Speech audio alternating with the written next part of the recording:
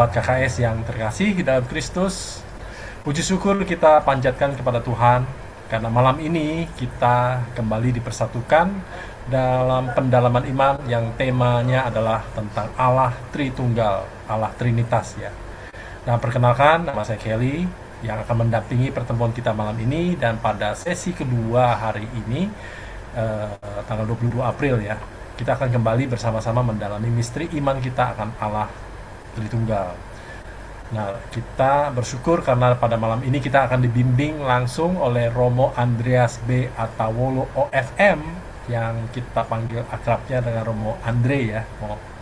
Semoga melalui pertemuan ini iman kita semakin diteguhkan dan kita semakin mengenal Allah sebagai Bapa, Putra, dan Roh Kudus.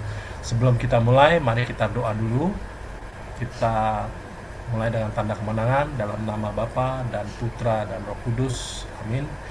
Allah Bapa yang penuh kasih, kami bersyukur karena malam ini Engkau kembali mempersatukan kami dalam pendalaman iman akan misteri Allah Tritunggal. Bukakanlah hati kami dan pikiran kami agar kami mengenal dan mengasihi Engkau sebagai Bapa, Putra, dan Roh Kudus. Curahkanlah Roh Kudus-Mu agar kami mampu memahami sabda yang akan kami terima dan menghidupinya dalam keseharian kami. Berkatilah juga Romo Andre yang akan membimbing kami malam ini agar apa yang beliau sampaikan menjadi berkat bagi kami semua. Semua ini kami serahkan kepadamu dalam Kristus Tuhan kami, Tuhan dan pengantara kami.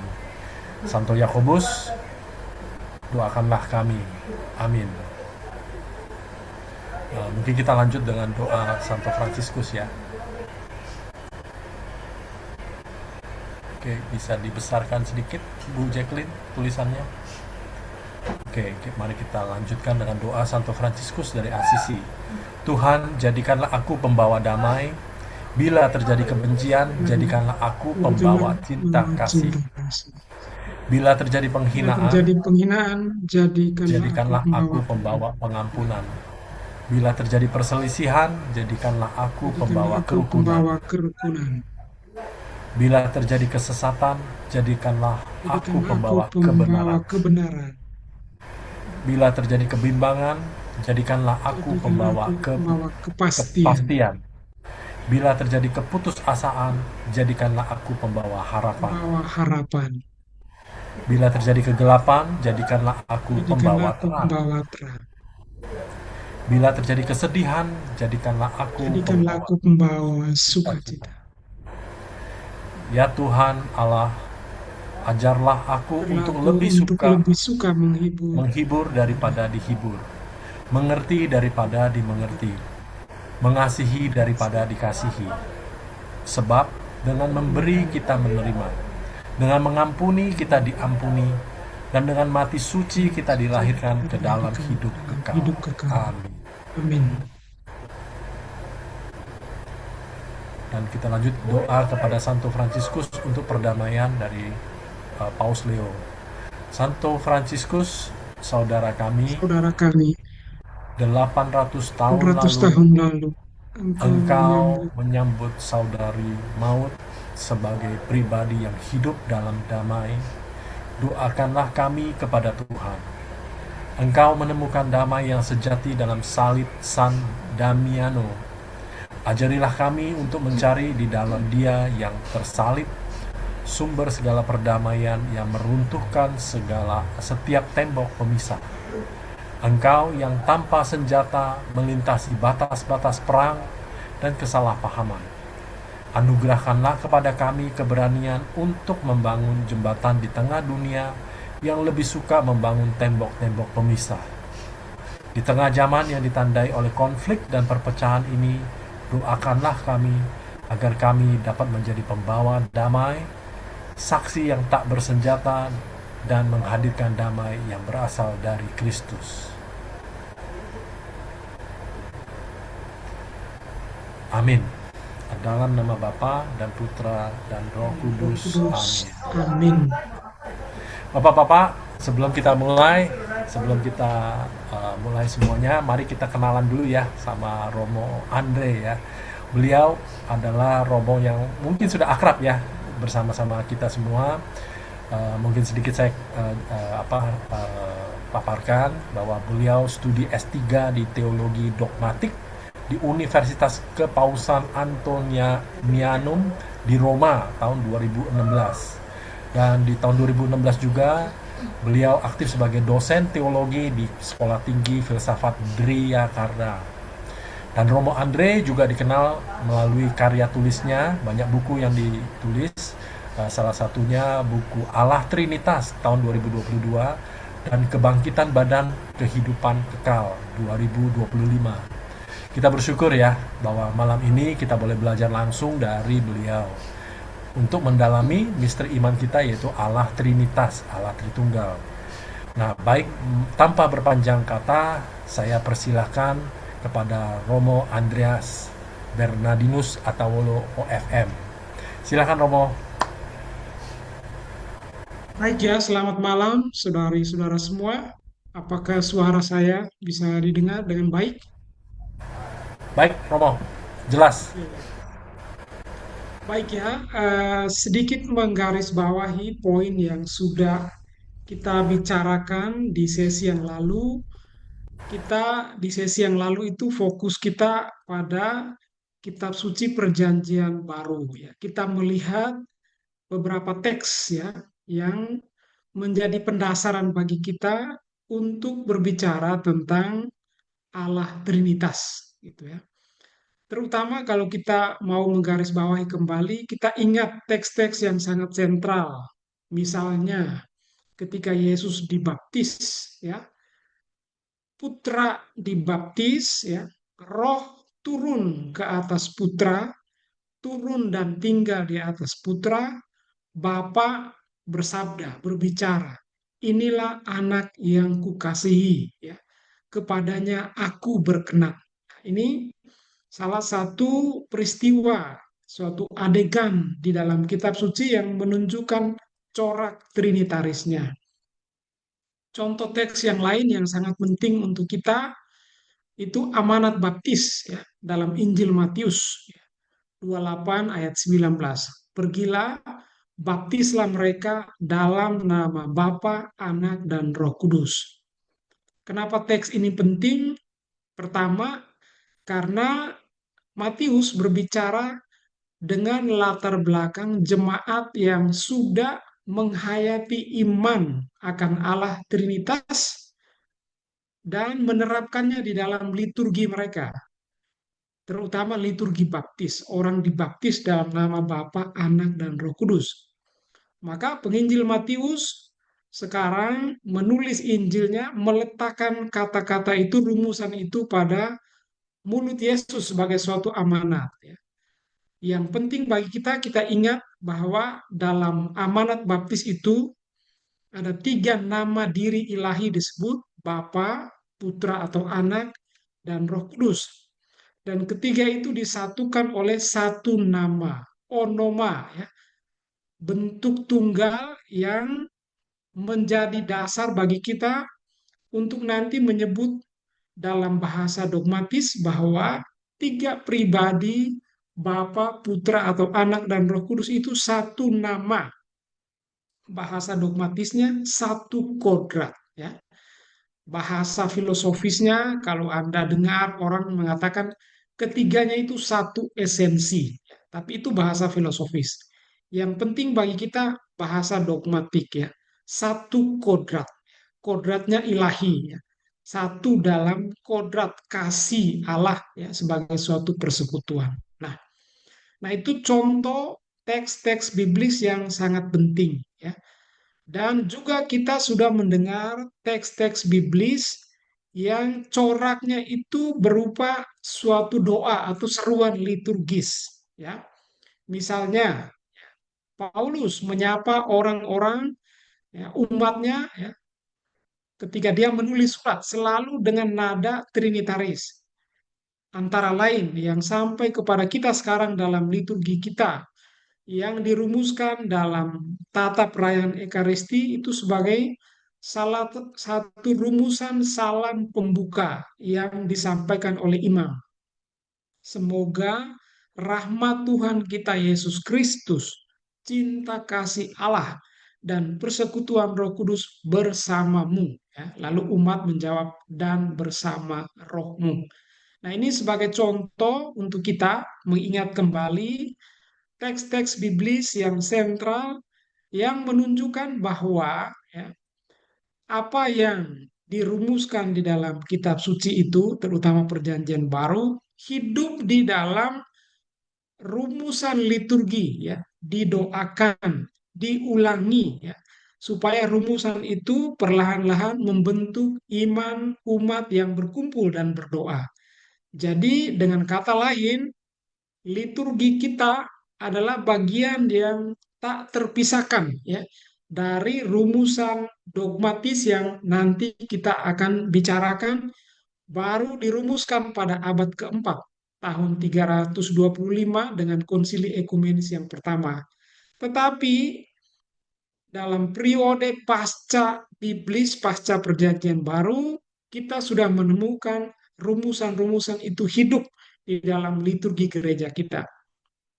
Dengan kata lain, gereja, jemaat sudah berkumpul, gereja sudah ada sebelum kitab suci ditulis, sebelum ya, rumusan dogmatis itu nanti lebih kemudian. Jadi betapa pentingnya liturgi, betapa pentingnya umat yang berkumpul merayakan liturgi kita, ya, terutama dengan ritus baptis, ya, dalam nama Bapa, Putra, dan Roh Kudus, ya. Nah, itulah yang kita wariskan sampai sekarang dan dirumuskan dalam rumusan-rumusan dogmatis. Nah, pembicaraan kita pada malam hari ini memberi tekanan tentang itu. Bagaimana para bapak gereja pada abad-abad awal memelihara, mempertahankan, ya, akar biblis itu di dalam doa-doa mereka, di dalam tulisan-tulisan mereka, dalam traktat-traktat mereka, ya, dalam kesaksian-kesaksian mereka, sehingga umat yang mewarisi, ya, doa itu, umat yang menerima pesan itu, umat yang membaca tulisan-tulisan itu, ya, dia menerima warisan ajaran iman, credo, aku percaya, ya, percaya akan Allah Bapa, Putra, dan Roh Kudus, gitu ya.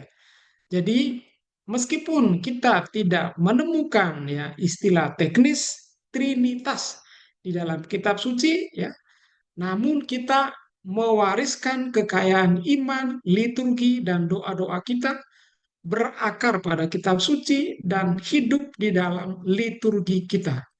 Kita terima, kita warisi, ya, kekayaan itu. Nah, inilah yang mau kita, ya, jadikan sebagai fokus pembicaraan kita pada malam hari ini, ya. Ini sekedar suatu, ya, introduksi untuk mengantar kita ke tema kita pada malam hari ini, ya. Saya bagikan layar saya, semoga bisa dilihat, ya.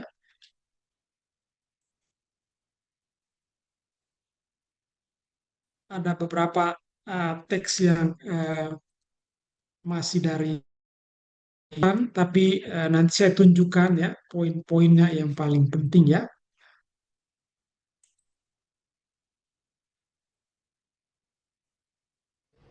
Kamu boleh tolong jadikan slideshow biar lebih besar? Ya, ini sekarang slideshow ini bisa kelihatan, ya. Masih kecil Romo tulisannya. Kelihatan mau, cuman Kelihatan. belum jadi slide ya. Oh, Belum. Ya, sebentar saya ulangi karena dan di saya sudah sebagai slideshow, tapi Oh. Ah, sudah mau. sekarang bisa, Sudah. Sekarang sudah besar. ya. Mm.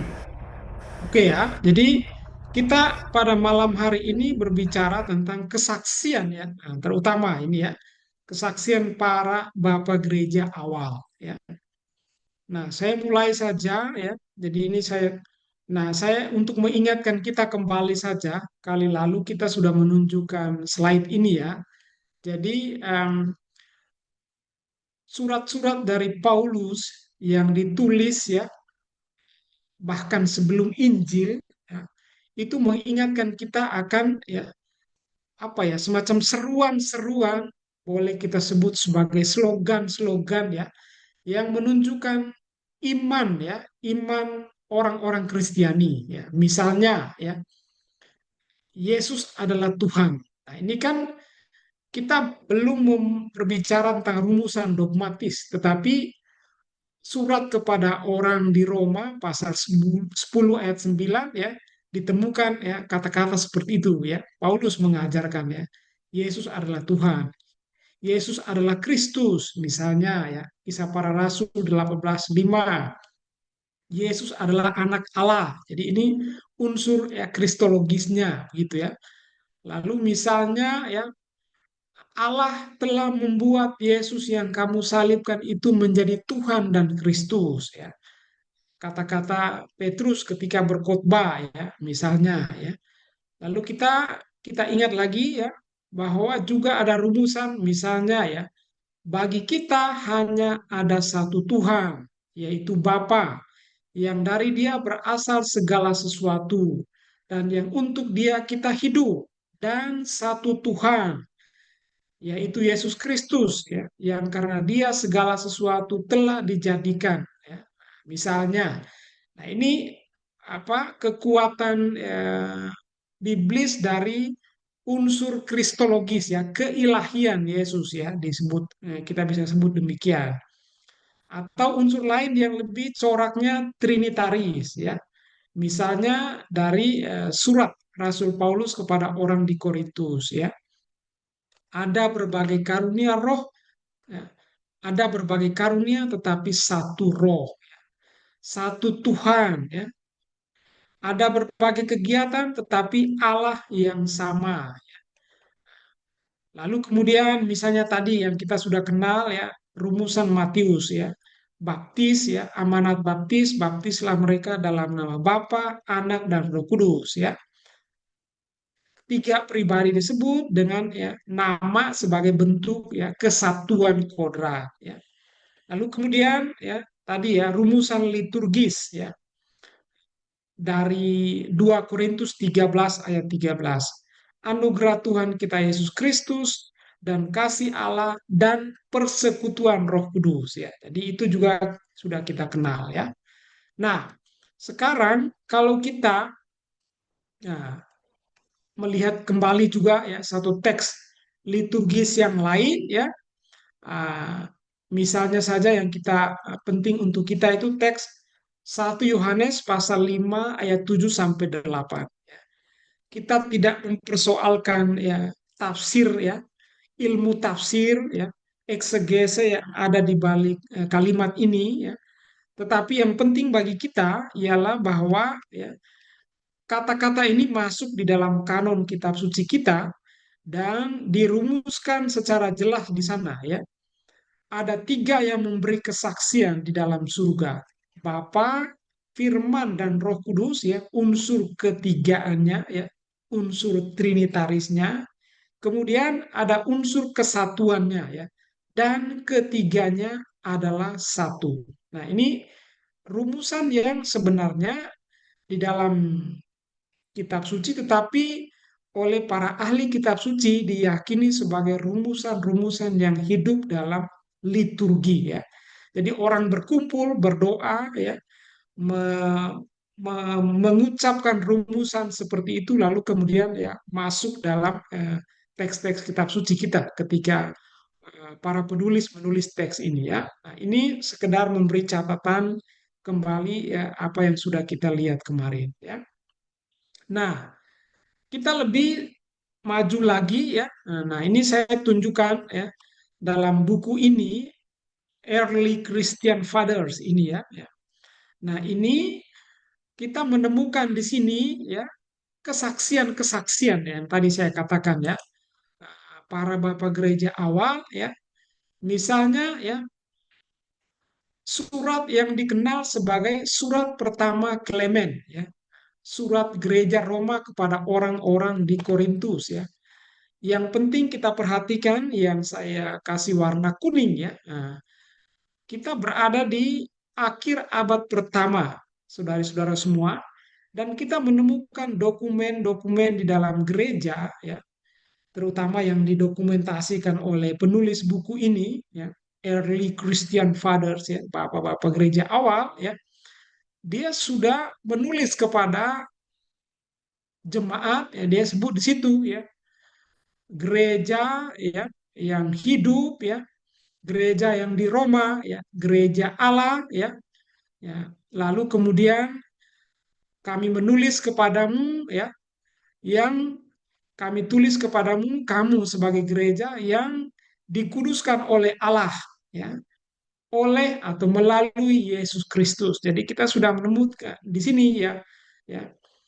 Dia sebut gereja itu apa? Sanctified by God's will through our Lord Jesus Christ. Ya, dia sudah menyebut ini. Ya, jadi ada rumusan pengakuan iman akan Yesus sebagai Tuhan, sebagai yang ilahi sudah disebut di sana ya, gitu ya.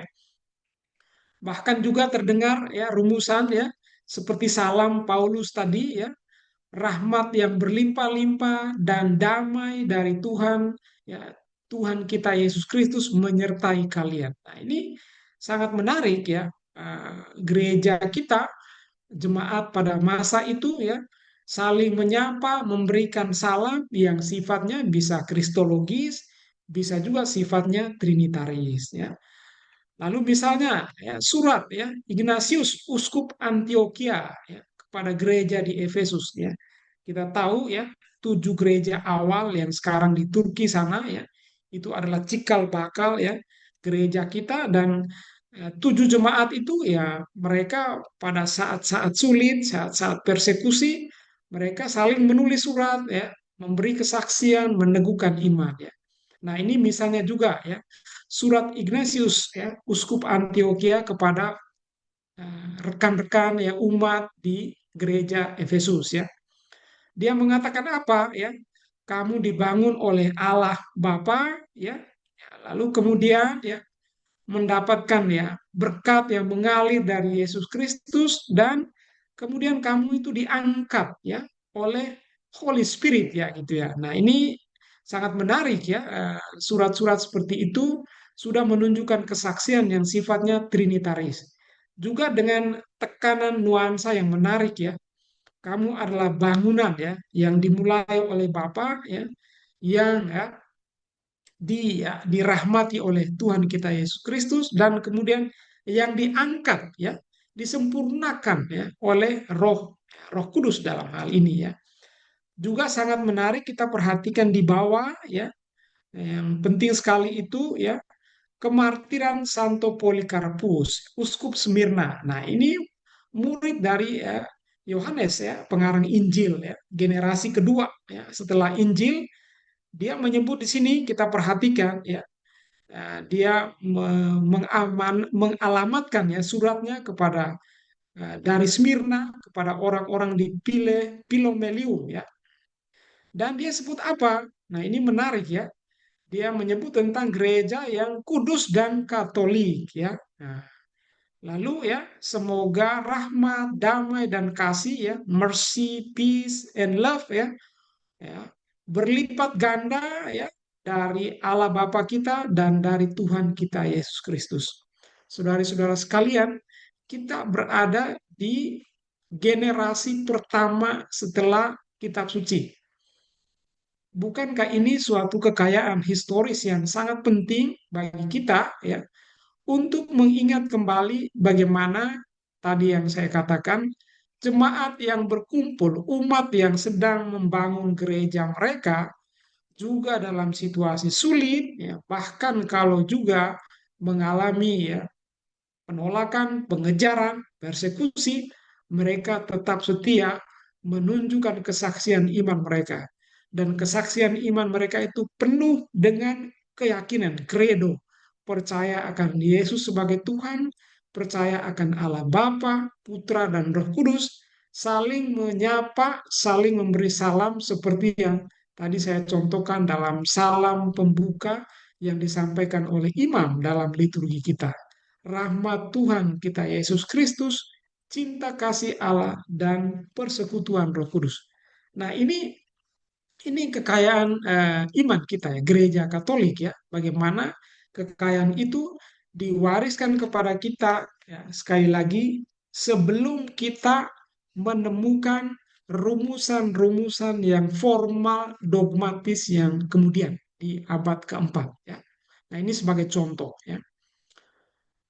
Lalu ya, contoh yang lain juga ya, masih surat dari Polikarpus ya, uskup Smyrna juga ya, dia memberi kesaksian ya. Ceritanya ya, Polikarpus akan pergi ke Roma, mati sebagai seorang martir ya. Dia tetap menulis surat selama perjalanannya ke Roma ya.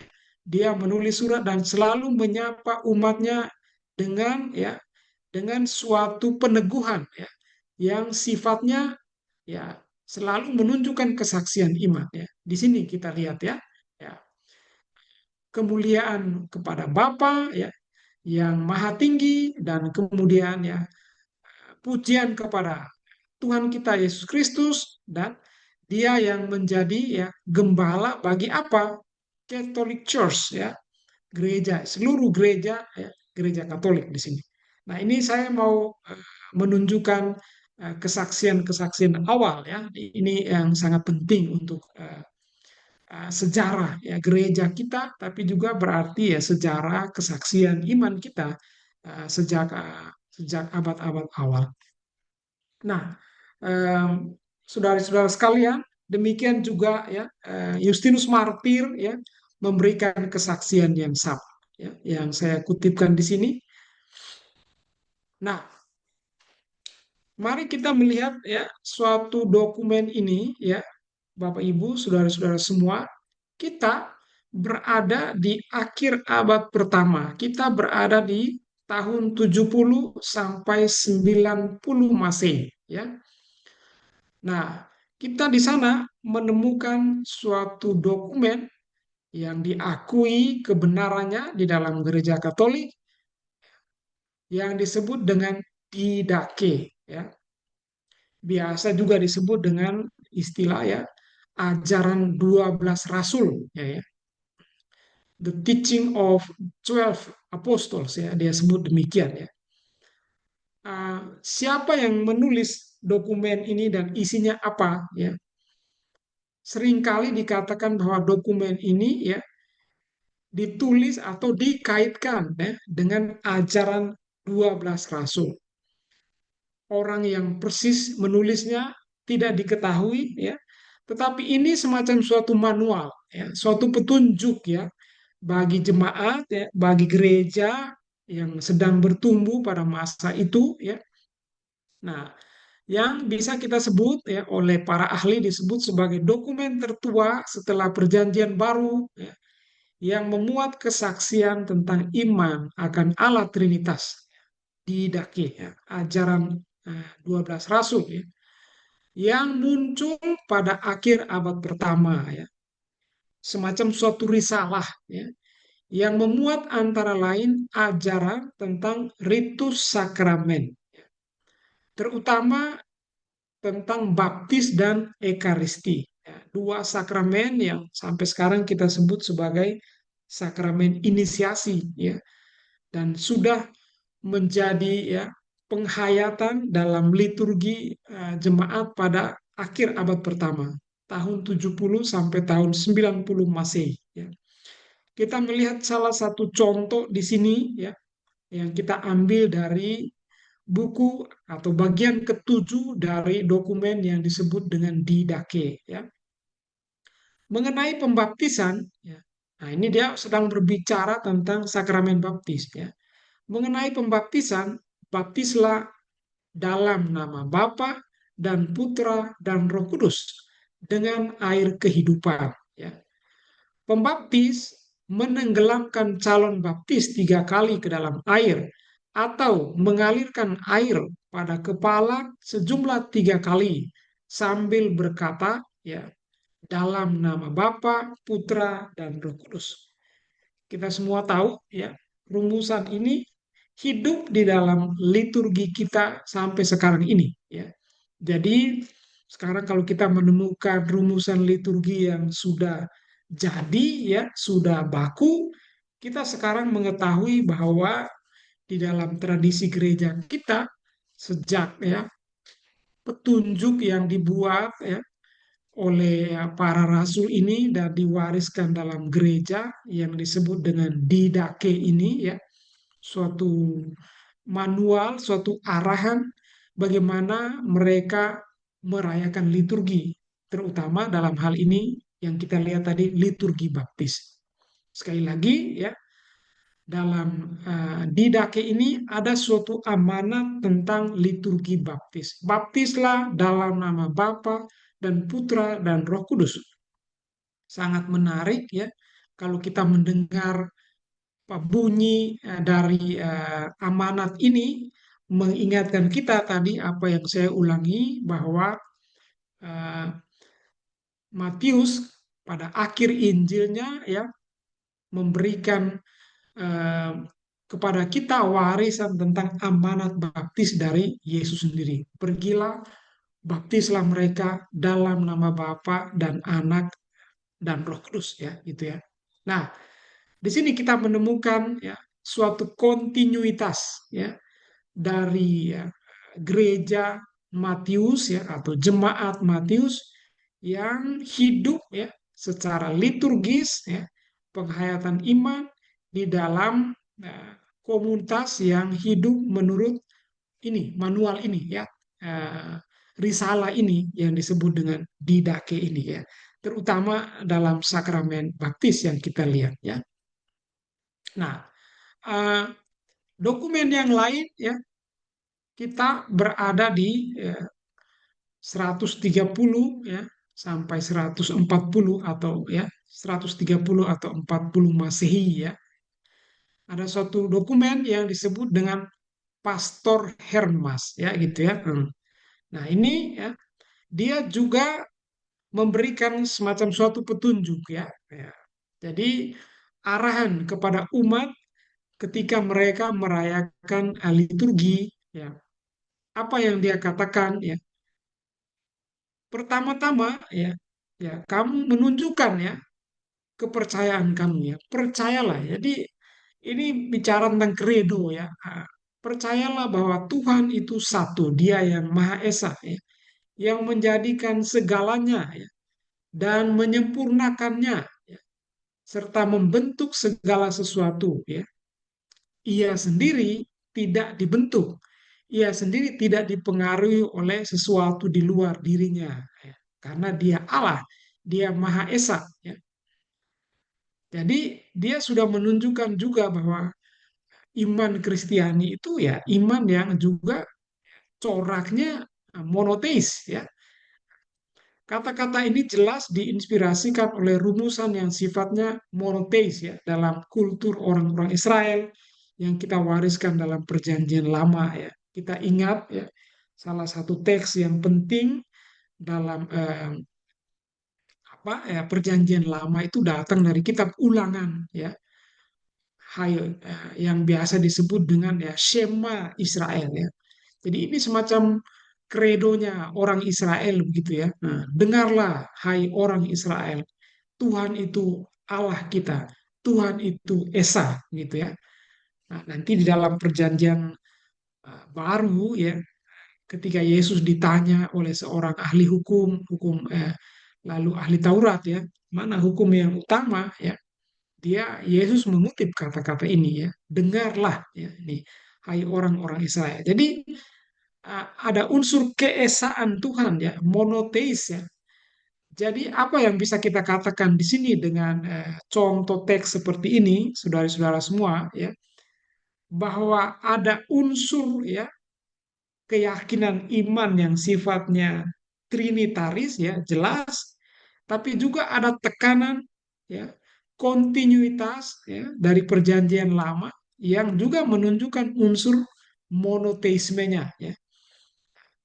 Oleh karena itu nanti ya secara teologis kita akan ya, merumuskan ya para teolog ya, dalam pandangan gereja Katolik mengatakan ya iman kita itu ya iman yang ya, monoteis yang trinitaris ya. Nah, ini istilah agak teknis ya untuk mengatakan apa ya kita tidak menyangkal ya monoteisme yang diwariskan dari perjanjian lama dalam kultur orang Israel ya.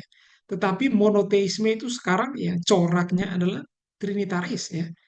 Eh, Percaya kepada Allah Bapa yang mengungkapkan dirinya dalam putranya ya, Yesus Kristus, dan yang dipersatukan ya, kasih antara Bapa dan Putra yang menjadi utuh dalam ya, pribadi yang ketiga yang kita sebut ya Roh Kudus gitu ya. Tetapi ini sudah menunjukkan ya nuansa iman Kristiani ya. Jadi dua hal bisa kita garis bawahi di sini, bahwa unsur monoteisme tetap dipelihara, tetapi juga ya unsur trinitarisnya ya bertumbuh, berkembang ya di dalam penghayatan iman, terutama melalui liturgi ya baptis ya. Tadi kita dengarkan dari Didake ya, dari ya, tokoh-tokoh ya Polikarpus tadi ya dari Smyrna ya, bagaimana ya dia memberikan pesan ya, mewariskan pesan kemartiran, meneguhkan umat dan mengarahkan mereka untuk ya mengimani ya Bapa, Putra dan Roh Kudus. Atau ya manual Didake tadi ya juga memberi tekanan yang sama ya, baptislah mereka dalam nama Bapa, Putra dan Roh Kudus gitu ya. Jadi nah ini berarti apa? Sekali lagi ya, tadi kita sudah katakan prinsip umumnya yang perlu kita pegang ialah bahwa gereja sendiri ya memelihara, merawat iman akan Allah Trinitas di dalam liturginya. Nah, ini penting sekali ya. Jadi liturgi bukan suatu tambahan ya. Liturgi justru menjadi dasar ya, menjadi rumusan yang hidup ya, didoakan ya, didaraskan, diyakini, lalu ya bertumbuhlah iman itu ya. Sampai kepada kita sekarang secara sederhana kita mengatakan ya apa yang kita doakan itu ya itulah iman kita. Nah, nah itu sebenarnya prinsip yang sudah hidup ya di dalam jemaat, di dalam gereja pada abad-abad awal ya. Lalu ya kita sekarang bergerak ya ke antara tahun 115 sampai 165. Kita di sini mengambil contoh ya seorang tokoh Justinus Martir. Nah, ini tokoh yang penting sekali ya. Dia dikenal sebagai seorang ya pembela iman ya, seorang apologetik ya. Jadi Justinus Martir ya disebut demikian karena dihubungkan dengan karya dia atau buku yang dia tulis ya, yang biasa disebut dengan apologia ya, apologia ya, pembelaan iman ya, gitu ya. Nah, isi dari pembelaan iman dari orang seperti Justinus Martir ini, sekali lagi tema yang sedang kita bicarakan, membela iman akan apa ya, akan Allah ya, Allah yang mengungkapkan dirinya dalam Yesus Kristus, tapi juga membela imannya akan ya Allah Trinitas. Jadi yang kita sebut ada unsur kristologisnya, ada unsur trinitarisnya ya, yang dipertahankan. Apa yang dikatakan oleh seorang Justinus Martir ya dalam Apologia, misalnya kita ambil Apologia 1 ya paragraf 65 ya, digambarkan ya, dia memberikan gambaran kepada kita bagaimana gereja pada masa itu melakukan ritus baptis ya. Setelah kami membasuh ya dia yang percaya dan mengakui iman kami ya, kami membawanya ke tempat di mana saudara-saudara berkumpul ya, umat pada waktu itu ya, agar kami bersatu dalam doa. Lalu persembahan berupa roti, air, serta piala yang berisi anggur yang dicampurkan air dibawa kepada sang pemimpin. Ya. Ia menerima itu, lalu mendaraskan doa untuk memuji dan memuliakan Bapa alam semesta dengan perantaraan nama Putra dalam Roh Kudus, agar kami menjadi layak di hadapan persembahan itu.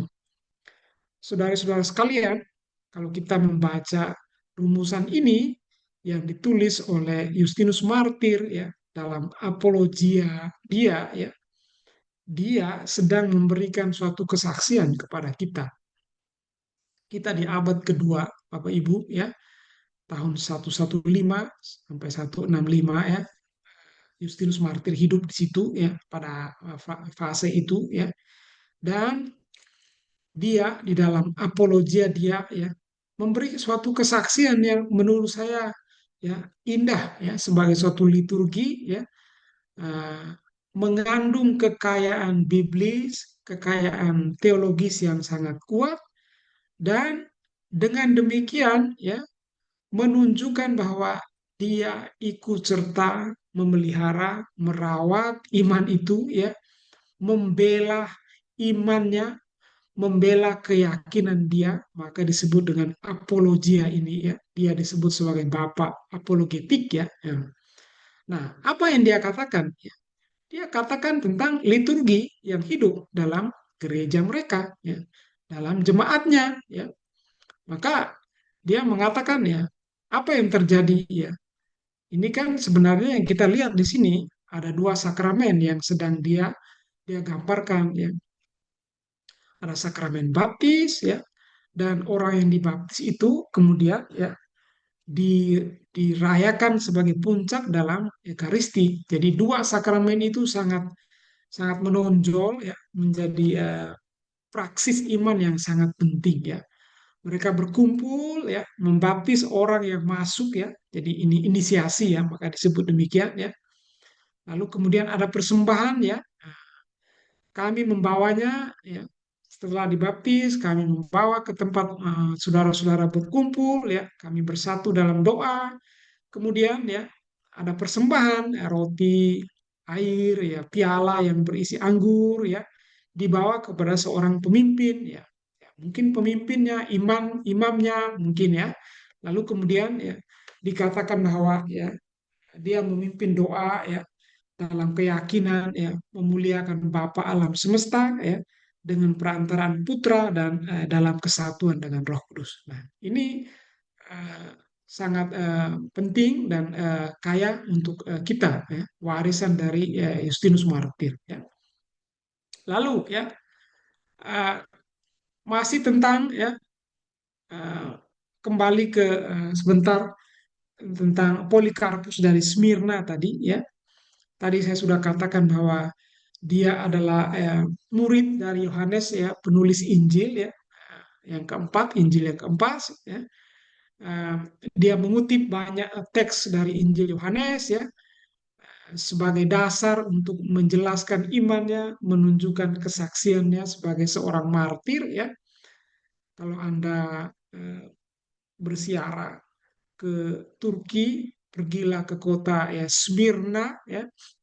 Di sana ada Basilika ya, Santo Polikarpus dari Smyrna ya. Memang gereja itu sekarang dilayani oleh kebetulan oleh para Fransiskan di sana ya. Dan bisa melihat di situ ya apa ya situs ya. Memang dia mati sebagai martir di luar kota ya.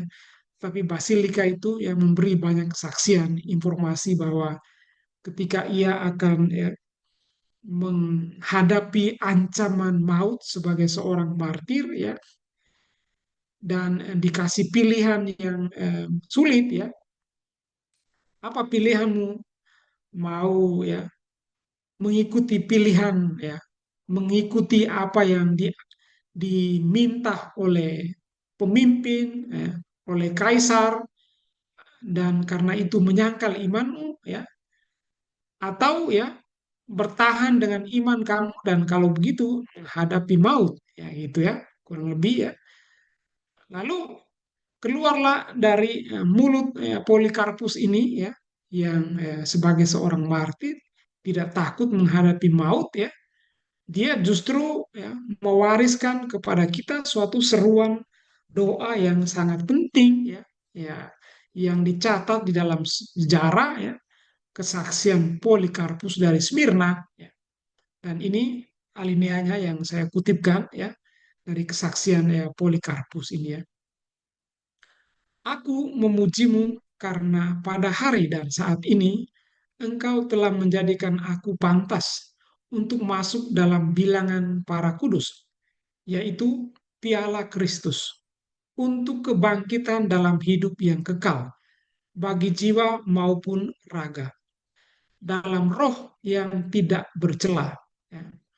Oleh karena itu, dan oleh karena segala hal yang lain, ya, engkau kupuji dan kumuliakan dengan perantaraan Yesus Kristus Putramu, Imam Agung, yang olehnya ya kemuliaan kepadamu ya, maksudnya kepada Bapa serta Dia, Putra dan Roh Kudus sekarang dan selama-lamanya. Saudara-saudara sekalian, sekali lagi kita mendengarkan ya suatu kesaksian di sini ya.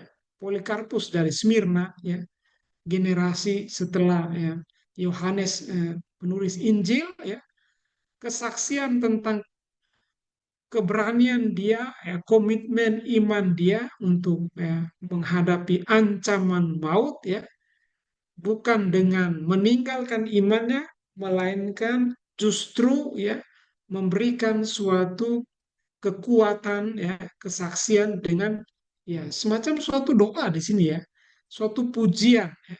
Kita melihat ada banyak unsur di sini ya. Doa ini bisa sifatnya memuji ya, bisa juga sifatnya ya ya kemuliaan kepada Bapa dan Putra dan Roh Kudus ya gitu ya. Jadi boleh kita sebut ya suatu ya doksologi di sini ya, orang mengatakan dengan istilah agak teknis demikian ya. Pujian kemuliaan kepada Bapa dan Putra dan Roh Kudus. Ya, kiranya karena orang seperti Polikarpus ya tahu bahwa ya inilah kesaksian yang paling penting, yang paling esensial ya, yang hendak diwariskan kepada gereja, kepada jemaat, ya, supaya ya dia akan pergi ya meninggalkan mereka sebagai seorang martir, tetapi ya benih iman itu ya tumbuh ya, dan inti dari iman yang dia tanamkan kepada gerejanya tidak lain dan tidak bukan kita baca dari frase ini apa ya, kesaksian akan Allah Bapa, Putra dan Roh Kudus ya. Suatu kemuliaan, suatu kredo ya. Dia percaya ya. Maka dia mewariskan keyakinan imannya itu kepada gerejanya ya. Wafat sebagai seorang martir tetapi menumbuhkan suatu kekayaan baru bagi gereja. Nah, ini kekayaan iman yang bagi saya tak tertandingkan ya. Bagaimana ya para bapak gereja awal itu sungguh-sungguh memberi suatu fondasi bagi kita ya, sampai sekarang kita ya mengimani hal yang sama, merayakan ritus yang sama, mengungkapkan kredo yang sama ya. Eh, Bukankah itu sesuatu yang mengagumkan ya, menarik ya untuk kita kita rawat dan kita jaga terus-menerus sebagai kekayaan iman ya. Kita lanjut, jadi seperti tadi saya katakan bahwa sesi kita ini ya, fokusnya adalah berbicara tentang para bapak gereja ya setelah tema biblis perjanjian baru ya, kita mau menunjukkan bagaimana keyakinan biblis itu ya mendapatkan ya suatu legitimasi eh, spiritual itu dari para bapak gereja ya. Dari mereka lah kita mendapatkan warisan kekayaan iman ya. Nah, inilah kekuatan tradisi ya.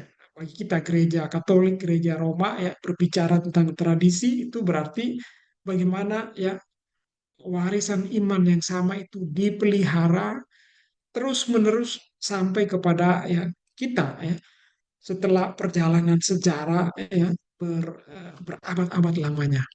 Nah, kita lihat di sini tokoh yang lain ya, Irenaeus dari Lyon ya. Nah, menulis juga traktat yang disebut dengan Adversus Heresis ya. Artinya melawan bid'ah. Jadi bid'ah ya orang-orang yang menolak ya ajaran iman kita, entah itu menolak iman akan Allah Trinitas atau menolak ajaran tentang apa namanya keilahian Yesus Kristus ya. Nah, ini dia menulis ini ya, adversus heresis ya. Jadi melawan. Dia memberi perhatian pada ya, gagasan Trinitas ya, berbicara tentang Trinitas. Ada istilah agak teknis di sini ya, Trinitas ad extra. Jadi keluar. Bagaimana Trinitas itu tidak tinggal di dalam ya, apa, Trinitas ya, komunitas ilahinya, tetapi dia mewujudkan diri, begitu ya orang mengatakannya, mengungkapkan dirinya dalam sejarah ya. Maka kita menyebut tentang sejarah keselamatan ya, begitu ya bahasa iman kita ya. Saya kutipkan salah satu frase ya dari Adversus Heresis ya, melawan bid'ah ya. Hanya satu Allah pencipta yang ada di atas segala kuasa dan pemerintahan ya. Dia itu Bapa ya, Tuhan ya, dasar ya, pencipta dan perancang ya. Ia telah menjadikan segala sesuatu dari dirinya dengan perantaraan sabda dan kebijaksanaan. Nah, ini frase-frase yang kita lihat di sini ya. Sekali lagi ada unsur ya, menyebut Bapa ya, Putra ya. Bapa disebut sebagai pencipta ya, dasar dari segala sesuatu ya. Lalu kemudian ia telah menjadikan segala sesuatu dari dirinya ya, dan itu berarti dengan sabdanya ya, firmannya ya, lalu kemudian dan kebijaksanaan. Nah, ini kita temukan di sini ya, kebijaksanaan. Dalam perjanjian lama ada bagian tentang sastra kebijaksanaan ya. Sang kebijaksanaan itu mengundang ya, mengundang kita, marilah ya, makanlah perjamuan yang kusediakan ya. Marilah belajarlah daripadaku ya. Jadi sang kebijaksanaan itu sering diibaratkan seperti ya, ya nyonya ya, nyonya kebijaksanaan ya. Dia seperti Lady Wisdom ya. Dia uh, dia menyediakan perjamuan, lalu mengundang ya, orang untuk datang ya, ikut serta makan dari perjamuan yang ia sediakan, berarti belajar dari dia ya, supaya menjadi bijak. Nah, ini menarik sekali ya, bentuk sastra ini juga sebenarnya menunjukkan bagaimana ya firman itu ketika didengar ya, diresapkan, diterima ya, diterima juga sebagai suatu makanan ya, firman menjadi daging ya dalam ekaristi, dalam perjamuan ekaristi ya, kita menerima sabda yang menjelma ya, meresapi kehidupan kita. Nah, ini juga sudah ditunjukkan dengan ini ya, kebijaksanaan itu. Seringkali di dalam kitab kebijaksanaan itu ya, sang kebijaksanaan itu dekat juga dengan ya roh ya gitu ya. Jadi kebijaksanaan itu ya seringkali ditampilkan berjalan bersama dengan sang roh ya, roh dan kebijaksanaan ya. Nah, sering ditampilkan demikian ya. Nah, demikian juga orang seperti Irenaeus dari Lyon ya, berdasarkan frase dalam kitab Kejadian, mari kita menjadikan ya. Nah, ini dia salah satu Bapak Gereja yang menafsirkannya bahwa dia meyakini ya bentuk jamak mari kita ini ya sebagai bentuk ya bentuk relasi ilahi ya. Jadi bentuk kita ini menunjukkan ya aspek ini ya, relasi ilahi yang boleh kita katakan sekarang sebagai ya bentuk persekutuan Bapa, Putra dan Roh Kudus ya. Maka ada suatu ajaran atau apa ya, suatu penafsiran teologis dari Irenaeus dari Lyon ya yang dikenal dengan ya, dua tangan Allah ya. Dia menggambarkan Putra dan Roh Kudus seperti itu ya. Jadi untuk mengatakan bahwa peran-peran mereka itu tidak ya, tidak bisa dipisahkan dari Allah sendiri ya, dari Bapa ya. Mereka ikut serta dalam penciptaan, ada juga dalam penebusan ya, ada dalam karya keselamatan Allah. Pada akhirnya kita mengatakan ya karya keselamatan Allah itu ya maksudnya Allah Trinitas ya. Kalau kita lihat bahasa ya dari Irenaeus dari Lyon itu ya. Nah, saudara-saudara semua, kita memasuki ya mengenal tokoh lain ya di abad kedua ya yang lebih dikenal sebagai orang yang mewariskan kepada kita ya eh, apa ya istilah atau frase-frase yang penting ya, istilah teknis ya. Nah, sekarang kita menyebut bahwa iman kita itu iman akan Allah Trinitas.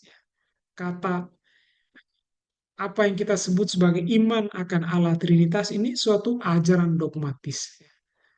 Nah, kata Trinitas itu sendiri ya, nah, dimulai oleh orang yang bernama Tertullianus ini. Ya. Dalam traktat dia yang melawan Praxen ya, ya bid'ah yang bernama Praxen ini ya, dia menggunakan istilah Trinitas yang sampai kepada kita sekarang dalam bahasa Indonesia memang kita punya juga ya istilah Tritunggal gitu ya. Tetapi ya saya lebih menganjurkan kita menggunakan istilah Trinitas ya yang datang dari Tertullianus ya. Theophilus sebelumnya menggunakan ini ya, tapi lebih teknis oleh Tertullianus dalam hal ini. Lalu kemudian istilah teknis yang juga ya, diwariskan, digunakan dan diajarkan oleh Tertullianus ya. Yang pertama istilah Trinitas, yang kedua istilah persona ya. Terjemahannya kepada kita dalam bahasa Indonesia ya diterjemahkan dengan pribadi, istilah pribadi ya gitu ya. Jadi kalau kita nanti pada rumusan dogmatis ya, kita mengatakan kita itu mengimani ya Trinitas ya, mengimani Allah ya, tiga pribadi, Bapa, Putra, dan Kudus, satu substansi atau satu kodrat. Nah, kita sedang menggunakan istilah-istilah yang untuk pertama kali dibentuk oleh orang bernama Tertullianus. Ya, istilah Trinitas, istilah persona, ya, dan istilah kodrat, ya, yang dalam bahasa filosofisnya, ya, substansi. Satu catatan kecil untuk kita ingat bahwa yang namanya rumusan iman itu Bapak Ibu, saudara-saudara semua ya, bagaimanapun dia itu coba dirumuskan dengan bahasa manusia. Ya. Jadi berarti bahasa yang hidup pada zaman itu. Ya. Kita sekarang misalnya ya, yang bahasa yang paling hidup di dunia ini ya, ya lingua franca ya bahasa Inggris. Maka apa-apa orang terjemahkan ke dalam bahasa Inggris ya supaya lebih umum dikenal ya. Ya, para bapak gereja hidup dengan ya tradisi yang kuat ya bahasa Yunani atau bahasa Latin ya. Maka banyak sekali istilah teknis di dalam rumusan iman kita ya tidak bisa tidak ya menggunakan bahasa yang ya, ada pada waktu itu ya. Bahasa Yunani, bahasa Latin ya. Kita lihat di sini orang seperti Tertullianus menggunakan ya istilah ini ya, istilah persona ya, terjemahan kepada kita pribadi datang dari istilah Yunani prosopon ya. Tetapi sekarang ya lebih mudah bagi kita yang menggunakan istilah pribadi ya. Meskipun kita tidak bisa menerapkan semua istilah itu seperti yang kita mengerti sebagai istilah yang kita gunakan dalam bahasa sehari-hari ya, tentu saja. Karena yang dimaksudkan di sini tentu ya sesuatu yang lebih dalam dari sekedar istilah-istilah yang kita mengerti ya.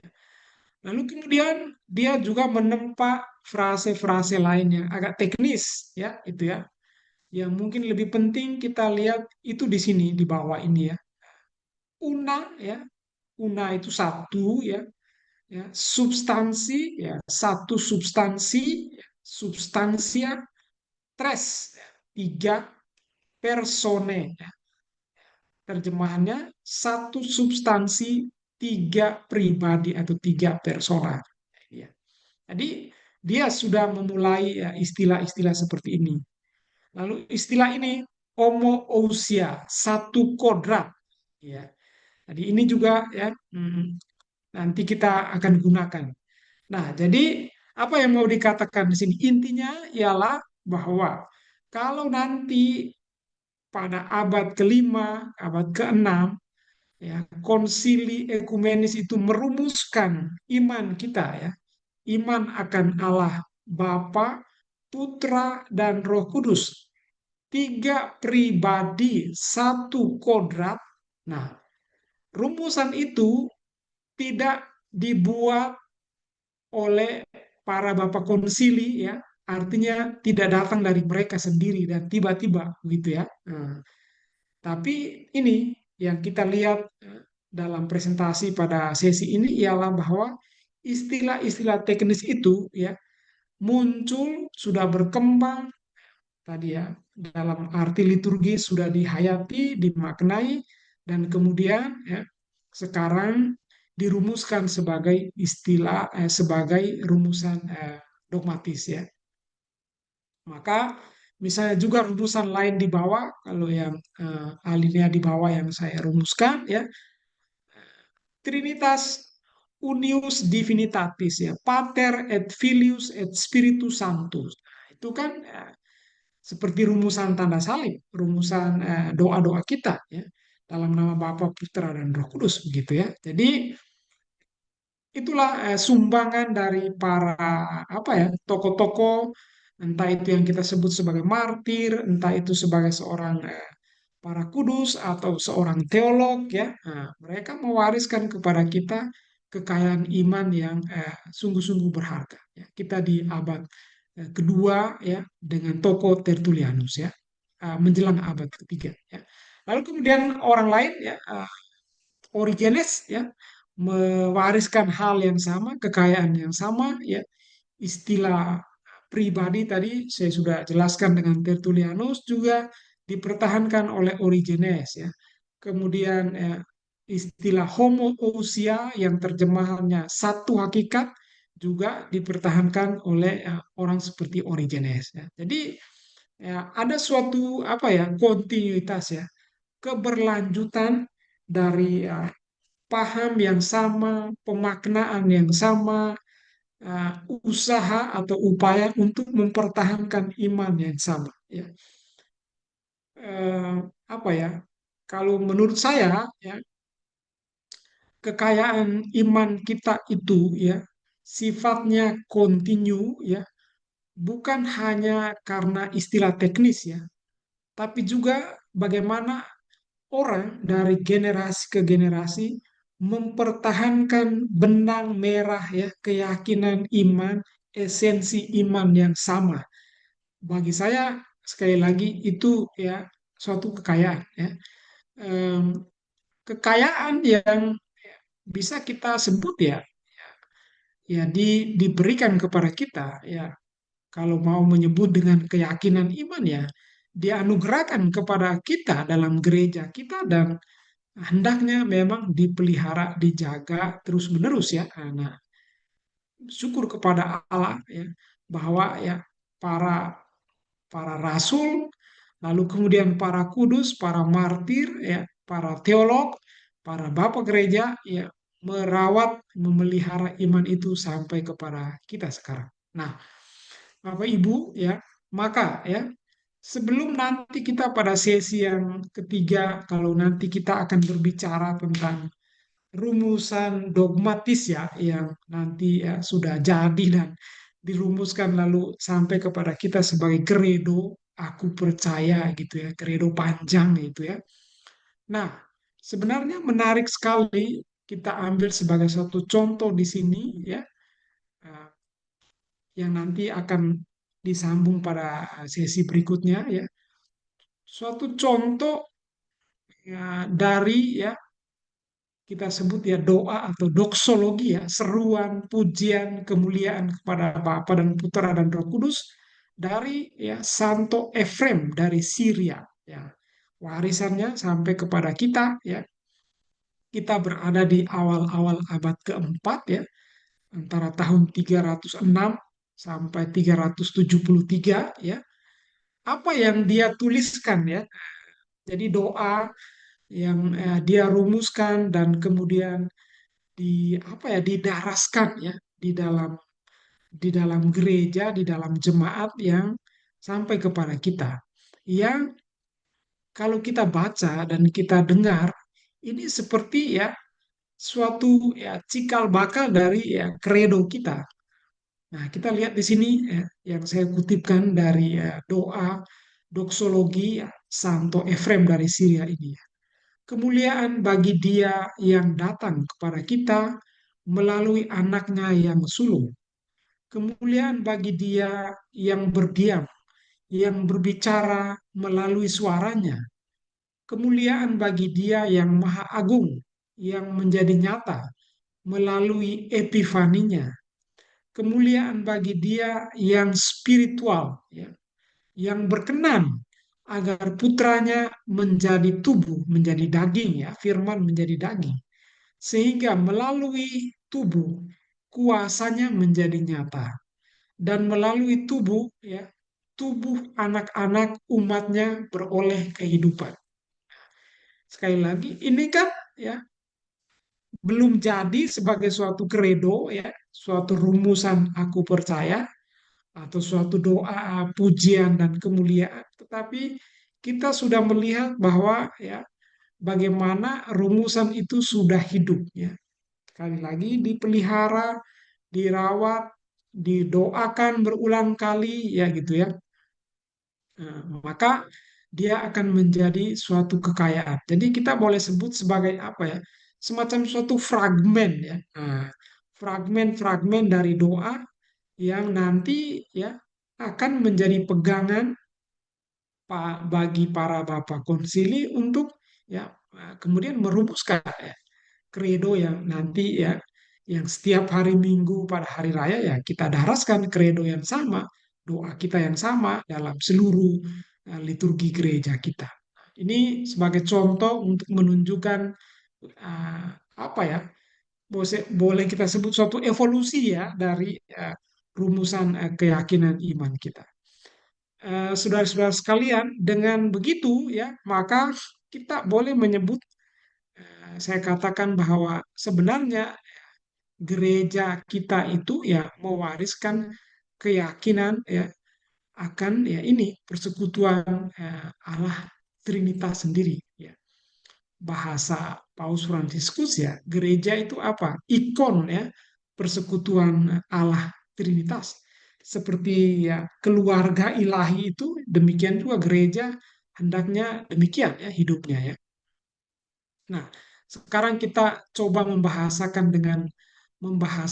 apa ya dokumen Konsili Vatikan kedua yang tentu saja sudah modern ya.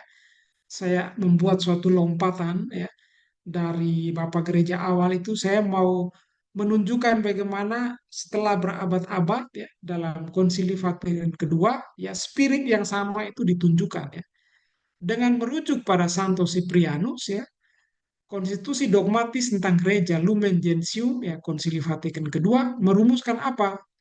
Seluruh gereja tampak sebagai umat yang disatukan berdasarkan kesatuan Bapa dan Putra dan Roh Kudus. Jadi di sini Konsili Vatikan kedua menggambarkan gereja sebagai misteri ya, di mana ya kita jemaat anggota gereja ini dipersatukan atas dasar apa? Dipersatukan oleh Allah Bapa, Putra dan Roh Kudus. Karena itu merupakan ya gereja kan disebut juga sebagai sakramen ya. Gereja itu sakramen persekutuan dengan Allah ya. Kesatuan seluruh umat manusia. Gereja adalah sakramen keselamatan ya. Karena di dalam gereja itu diyakini bahwa ya Allah sendiri ya bekerja ya. Dia berkarya, Bapa, ya, Putra dan Roh Kudus. Maka kalau kita mengatakan bahwa kita merayakan tadi ya, seperti jemaat di awal merayakan sakramen-sakramen seperti baptis, ekaristi kan sebenarnya kita mengulangi ya keyakinan kita itu ya.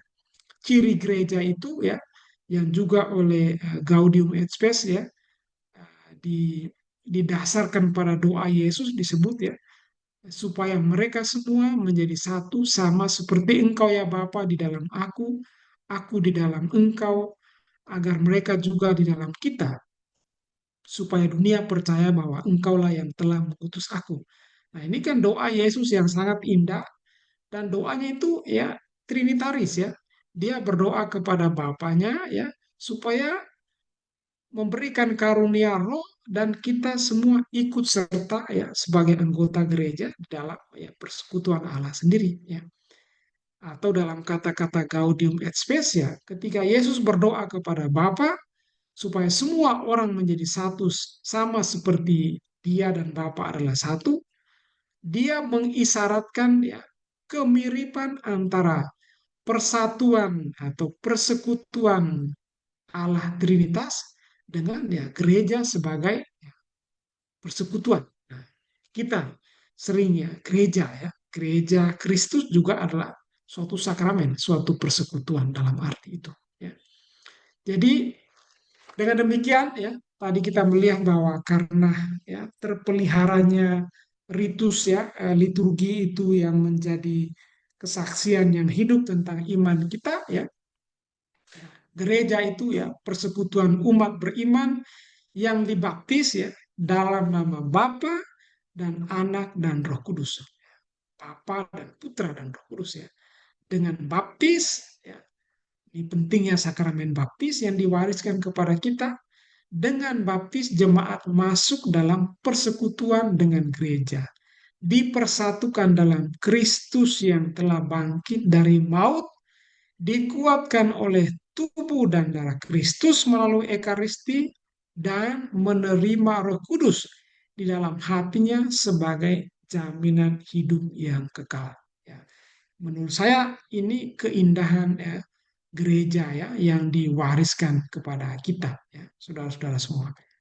Saya kira di situ ya itu yang bisa kita lihat ya pada malam hari ini dari pihak saya. Eh, Sekali lagi secara singkat intinya ialah bahwa mari kita bersyukur dan berterima kasih kepada gereja, kepada Tuhan tentu saja yang melalui ya, para kudus, para martir, para bapak gereja menjaga, memelihara dan merawat iman itu sampai kepada kita sekarang terpelihara di dalam liturgi kita.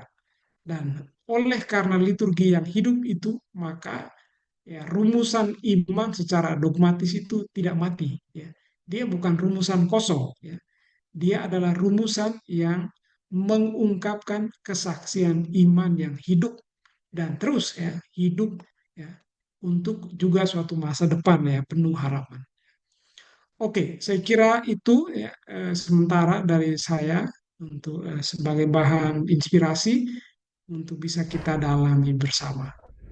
Terima kasih. Ya, makasih Romo. Wow, Ya, luar biasa. Hari ini padat banget nih ilmunya nih. Ya, terima kasih atas pelajaran yang begitu mendalam ya, dan ini banyak sekali ya wawasan yang kita bisa dapatkan. Nah, teman-teman, sekarang saatnya kita masuk ke sesi tanya jawab ya, teman-teman. Jadi buat Bapak Ibu yang mau bertanya bisa langsung ketik di chat, di kolom chat, atau raise hand juga boleh ya. Nanti akan dibukakan, langsung bisa di pesan bertanya. juga ada satu udah masuk. Ya, oh iya, coba saya bacakan ya mau. Ya, Oh, ini dari Ibu Nuri. Selamat malam Romo, mau tanya nih Romo. Dalam surat Ignatius digambarkan gereja seperti bangunan Allah, di mana Yesus menjadi pengangkat dan Roh Kudus seperti tali yang menyatukan. Apa makna gambaran ini bagi cara kita memahami peran Roh Kudus dalam kehidupan gereja saat ini, Mo? ya.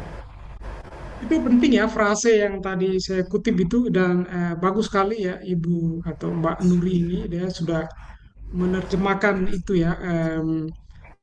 Karena terjemahannya kurang lebih demikian ya. Jadi digambarkan eh, gereja itu seperti bangunan dengan dasarnya adalah ya Bapa ya gitu ya. Oke. Lalu kemudian Yesus itu menjadi dia yang seperti derek ya, mengangkat kita ya. Nah, gitu ya.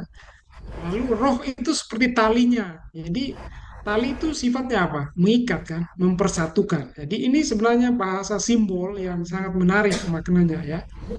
Karena ya Bapa itu seperti dasar. Kalau kita berbicara tentang bangunan karya keselamatan ya, tidak bisa tidak kita mengatakan ya dia pencipta ya gitu ya. Inisiatornya lah katakanlah gitu ya. Lalu kemudian ya kita butuh orang yang ahli bangunan yang mengangkat kita ya gitu ya. Dia seperti mulai memasang tiang-tiangnya, temboknya supaya ya, mulai terbangunlah ya gedung itu ya. Lalu kita butuh sesuatu yang ya seperti merekatkan ya semua apa ya bangunan itu ya supaya dia menjadi utuh ya. Maka kurang lebih istilah tadi terjemahannya demikian. Nah, ini menarik karena eh, yang pertama sebagai prinsip dasar, yang kedua seperti yang menopang ya, ada batu penjurunya, Yesus sendiri juga berbicara tentang itu. Lalu kemudian roh itu apa? Roh itu kan sifatnya mengikat, mempersatukan. Nah, itu yang nanti juga oleh para teolog di abad pertengahan ya, orang seperti Santo Agustinus ya, Santo Bonaventura, Santo Thomas dari Aquinas praktis berbicara tentang hal yang sama ya. Berbicara tentang roh itu membawa keharmonisan. Dia seperti penyatu ya. Dia seperti tali kasih yang mempererat kita, membawa keharmonisan. Nah, ini bahasa simbol yang muncul yang tadi saya kutipkan. Terima kasih ya sudah ada satu kata yang memang agak sulit diterjemahkan dengan kata tali yang mengikat ini. Ya, ya itu tanggapan dari saya. Ya, makasih Mo. Oke, ada lagi teman-teman yang mau bertanya? Silahkan bisa diketik atau mau langsung raise hand. Ini ada pertanyaan dari Pak Armiento ya. Oke, jika pemahaman tentang Roh Kudus dalam Tritunggal masih berkembang pada masa Polikarpus hingga Origenes, pada titik mana dan oleh siapa rumusan teologis yang matang tentang Roh Kudus akhirnya ditegaskan dalam tradisi gereja, Mo? Nah, ini memang ini suatu tema yang menarik ya. Terima kasih pertanyaan dari Pak Armiento ini ya. Begini ya, saya mau katakan bahwa memang memang Roh Kudus itu sangat hidup ya. Dia, meskipun sebagai suatu tema terus terang yang setahu saya jarang dibicarakan gitu ya. Mungkin karena apa roh itu kan agak sulit ya wujudnya seperti apa, dia seperti simbol ya, dia seperti angin yang bertiup kemana dia mau ya. Tapi memang maknanya penting sekali ya gitu ya. Dan dia agak tersembunyi di dalam tema teologis ya, pneumatologis orang bilang ya, istilah teknisnya demikian.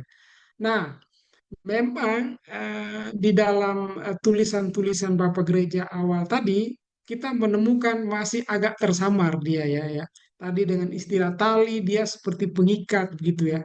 Dan nanti orang seperti Agustinus itu akan lebih kuat juga dia berbicara tentang roh ya.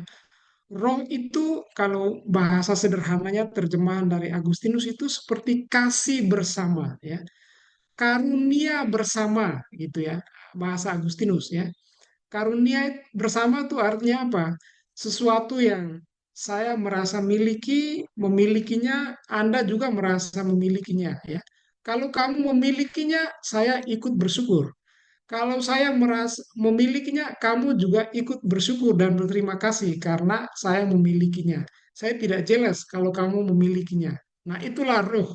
Roh itu dia mengikat ya sehingga kita eh, Pak Kelly bersukacita, saya ikut bersukacita. Ya, Ibu Mo. Rosita memilikinya dan bersyukur, saya ikut merasakan bahwa saya bersyukur karena Ibu Rosita memiliki itu. Saya tidak akan berusaha untuk menyaingi dia atau mengambil apapun, tetapi saya merasa senang. Saya berterima kasih karena, oh, dia memiliki itu. Gak mudah ya dalam pengalaman praktis, tapi begitu peran Roh Kudus ya. Dia mengikat, dia mempersatukan ya. Dia tidak ya, dia tidak membuat kita cemburu satu sama lain, karena kita satu dalam roh gitu ya. Nah, paling kuat itu muncul menurut saya Agustinus ya, itu di kalau Bapak Gereja. Di abad pertengahan muncul dengan hampir semua bagus ya. Orang seperti Bonaventura, Richard dari Salto Victor berbicara tentang itu, Thomas Aquinas berbicara tentang roh ya.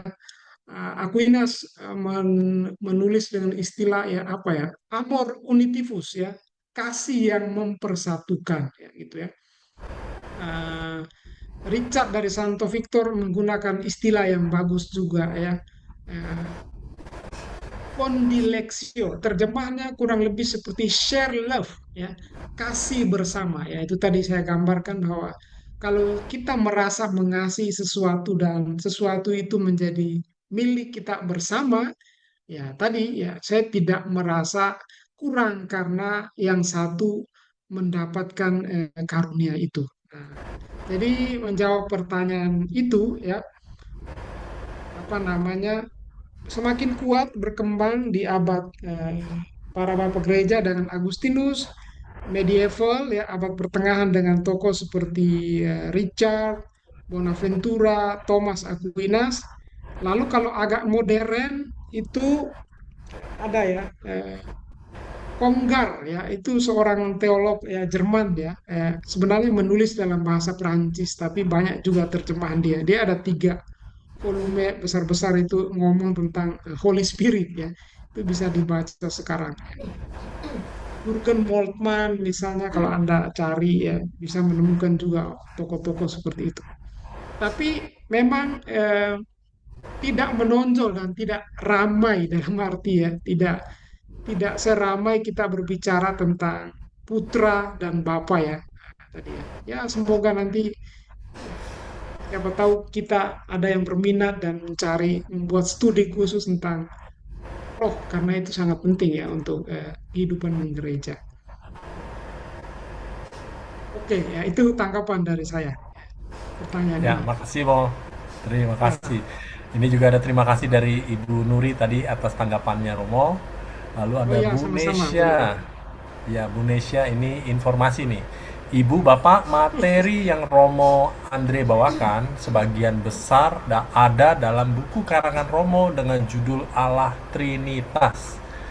Misteri Persekutuan Kasih terbitan Obor. Bisa silakan dikontak ya, Obor online untuk memiliki buku karangan Romo Andre ya. Iya, Terima kasih Indonesia. iya. Pak Arminto juga mengucapkan terima kasih Mo. Ya sama-sama Pak Ya, Agus. silakan lagi teman-teman kalau masih ada yang mau bertanya. Oke, kalau saya juga ada satu pertanyaan nih Mo yang menggelitik. Mari silakan ya ya ya silakan Iya silakan. Mo. Eh, kalau yang saya tahu bahwa di tradisi Yahudi itu kan mereka nggak percaya Allah Tritunggal ya Mo ya. Nah, terus Ya tidak ada ya. kalau kan mereka kan menolak ya kan, menolak itu karena kalau mereka itu memandang kita orang Katolik itu sebagai apa gitu loh, Mo? Apa bahkan mereka memandang kita dianggap sebagai heresi atau apa menurut mereka gitu loh. Hmm. Ya, pertama jawaban yang sederhana begini ya. Tadi yang saya sebut ya, iman orang Israel itu iman yang monoteis ya. Jadi Allah yang esa dalam arti yang ketat gitu ya. Jadi pokoknya Allah ya, Allah itu Allah yang tunggal, satu gitu ya. Apakah kita itu mengimani Allah yang esa atau tidak? Jawabannya jelas. Kita mengimani Allah yang esa, ya. Karena iman kita itu diwariskan dan kita tidak boleh tendensi buruk bahwa iman kita datang dari ya sejarah saudara-saudara kita ya, Yudaisme. Ya, kita mewariskan itu ya. Tentu saja itu prinsip yang harus kita katakan. Nah, sekarang memang tentu saja ada perbedaan, terutama kita tahu bahwa dengan Yesus sendiri kan dia hidup selalu juga dalam ya apa ya, boleh dikatakan apa yang dikatakan oleh Yesus ketika berjumpa dengan ahli-ahli Taurat, para imam-imam kepala gitu ya. Sebenarnya satu saja soalnya. Mereka tidak bisa menerima bahwa kok bisa Allah yang namanya Allah yang Esa itu mengungkapkan diri dalam orang bernama Yesus dari Nazaret. Itu untuk warisan kultur mereka sangat sulit untuk diterima gitu ya.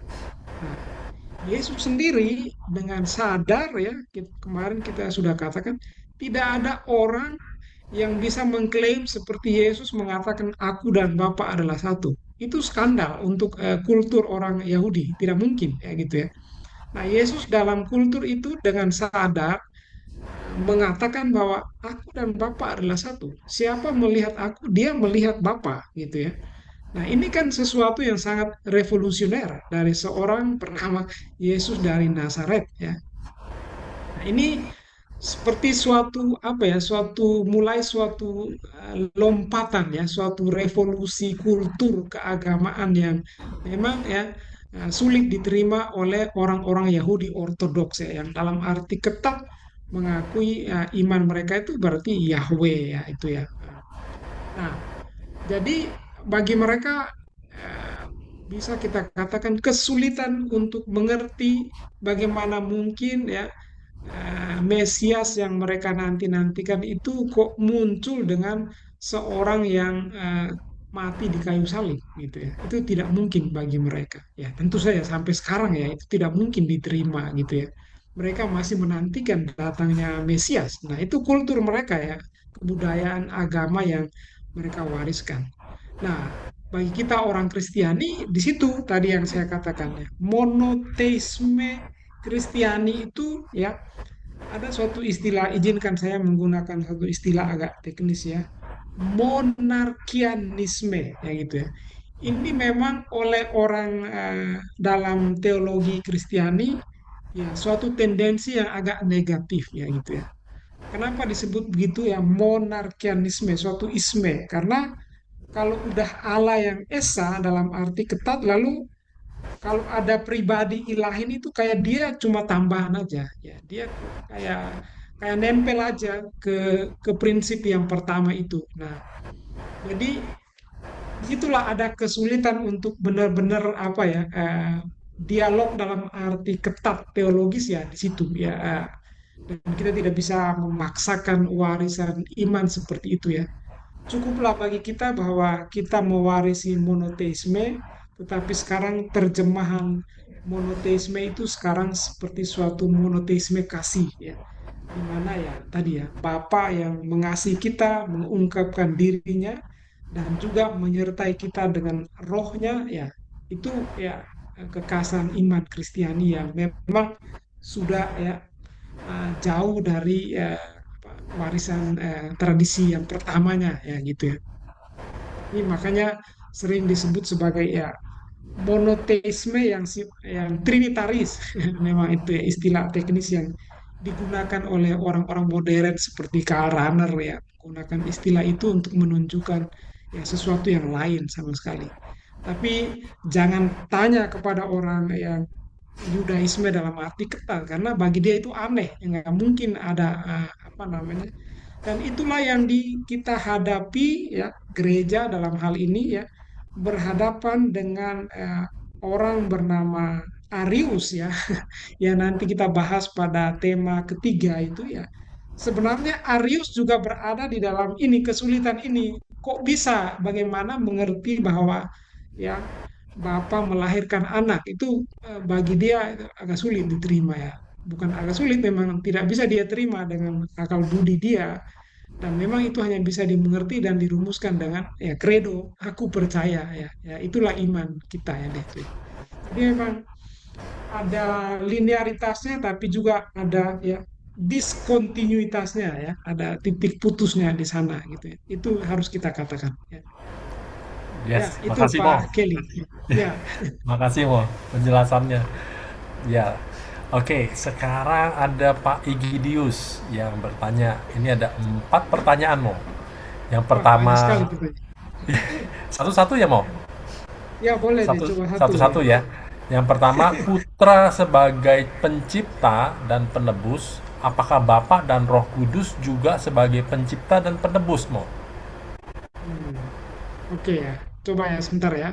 Nah, nomor kedua coba dibaca. Yang kedua, pada waktu Yesus disalib, apakah Bapa dan Roh Kudus juga disalib? Hmm, lalu kemudian Lanjut, Mo. oke. Yang ketiga, yang turun ke tempat penantian itu apakah hanya Putra atau Bapa Ya, atau ya, Bapa? Putra dan Roh Kudus turun ke tempat penantian. Dan yang ya, keempat, ya, ya. apakah 3 pribadi itu bisa terpisah atau selalu bersatu? Lalu di mana ada Putra, di situ ada Bapa dan Roh Kudus, maksudnya. Ya. Ya, ini pertanyaan-pertanyaan yang memang sentral ya dan sering muncul itu bisa dipahami ya. Yang pertama ya, Putra sebagai pencipta dan penebus. Apakah Bapa dan Roh Kudus juga sebagai pencipta dan penebus ya? Sedikit latar belakang sebelum menjawab pertanyaan ini ya. Memang di abad pertengahan ya, medieval time itu ya, orang orang seperti tadi ya Bonaventura, seperti Thomas Aquinas ya, orang abad pertengahan itu kan masa emasnya teologi ya. Mereka suka sekali berbicara ya, mencoba menganalisa dan kemudian membuat teologi ya. Mana yang bisa kita katakan tentang Bapa yang memang properly itu peran Bapa gitu ya. Mana yang bisa kita sebut properly itu peran Putra. Mana yang bisa kita sebut memang khusus itu peran Roh. Meskipun sekaligus juga kita harus mengatakan bahwa meskipun ada peran yang khusus, kita tidak bisa memisahkan secara persis ya perbedaan itu ya. Kalau saya lebih menyebut begini ya, kalau yang pencipta ya properly sebagai peran sang pencipta itu Bapa gitu ya. Putra itu ya sebagai penebus dia ya. Dia penebus ya karena dia ya inkarnasi kan ya. Dia datang untuk keselamatan kita. Roh itu identik dengan apa? Karunia ya. Dia adalah suatu ya. Kalau kita memohon karunia itu apa? Mohon apa? Karunia Roh Kudus kan ya.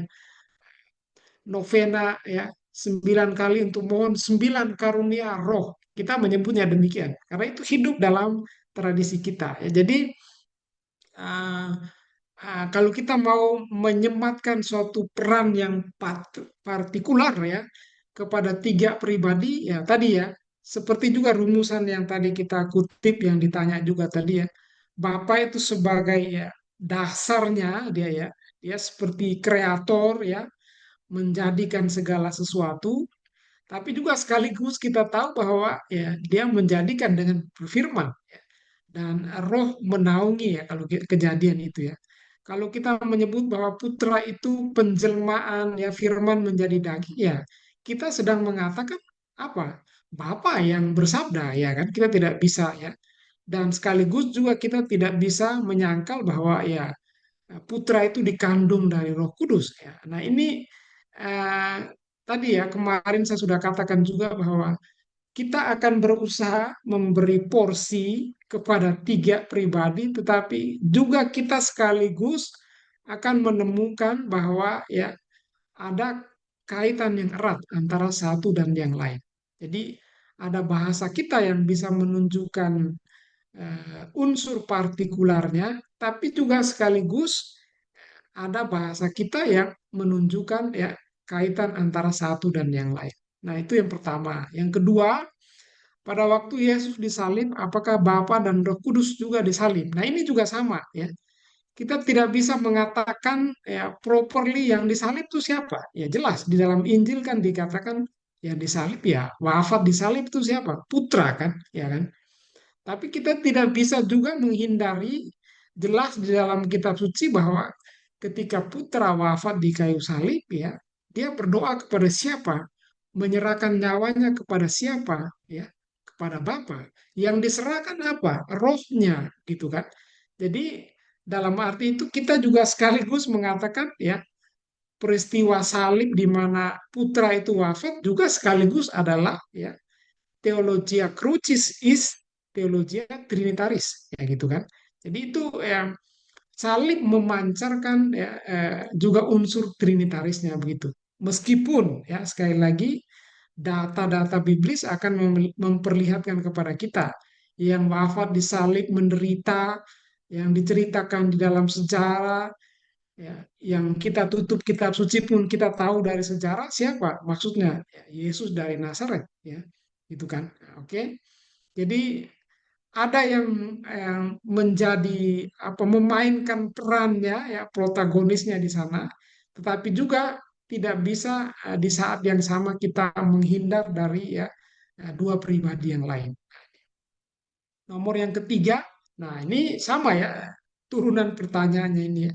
Yang turun ke tempat penantian itu apakah hanya putra atau bapa ya?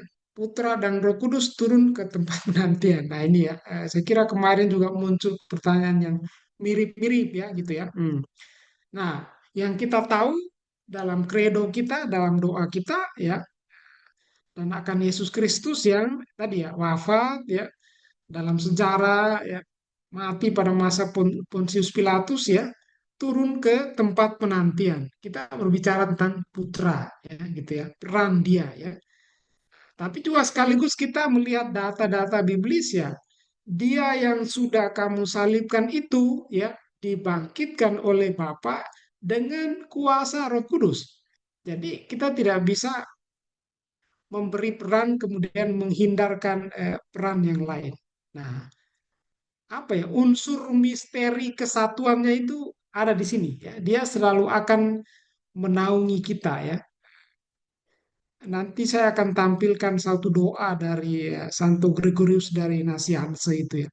Ketika saya berpikir-pikir merenungkan unsur kesatuannya, unsur ketiganya datang kepada saya. Ketika saya hanya mencoba merenungkan salah satu ya, yang keduanya pun datang kepada saya. Jadi saya tidak bisa menghindari gitu ya. Nah, ini sebenarnya muncul juga dalam doa itu. Lalu apakah tiga pribadi itu bisa terpisah atau selalu bersatu? Di mana ada Putra, di situ ada Bapa dan Roh Kudus. Nah, ini bagus sekali. Pertanyaan keempat ini ya sekaligus menjawab semua pertanyaan yang lain. Jadi terima kasih karena bertanya dan sekaligus juga membuat rangkuman ya bahwa di mana ada salah satu ya di situ ketiga-tiganya ada gitu ya. Kita tidak bisa menghindar ya dari satu berlawanan dengan yang lain. Nah, itu mungkin ya persekutuannya begitu ya, yang kita sebut sebagai ya, persekutuan ilahi yang sempurna ya, ya hanya Allah saja. Kita manusia tidak bisa. Ya itu tanggapan untuk empat pertanyaan ini dari Pak Egidius. Pak Videus ya. Ya, Makasih Mo. Nah ini ada ya, pertanyaan lagi dari Pak Ansel Suryadi. ya. Selamat malam Romo. Mohon penjelasan apakah benar pemahaman tentang Trinitas tidak bisa dilakukan dengan pendekatan logika manusia, melainkan melalui iman. Bagaimana penjelasan Bapak-Bapak gereja yang paling mendekati logika terkait konsep Trinitas ini? Hmm. Ya, pertanyaan pertama saya setuju ya, pernyataan ya bahwa pendekatan ya iman ini soal iman ya. Pemahaman tentang Trinitas itu tidak bisa dilakukan dengan pendekatan logika manusia. Setuju ya. Jadi sedikit apa ya latar belakang supaya sebelum menjawab ke sana ya, Santo Agustinus lah ya. Dia menulis De Trinitate. Bapak Ibu tahukah bahwa Agustinus menghabiskan waktu 20 tahun ya untuk menulis buku ya, De Trinitate, The Trinity ya. Dan menarik sekali di awal buku itu dia mengatakan ya ada dua kemungkinan ya. setelah kita belajar Trinitas.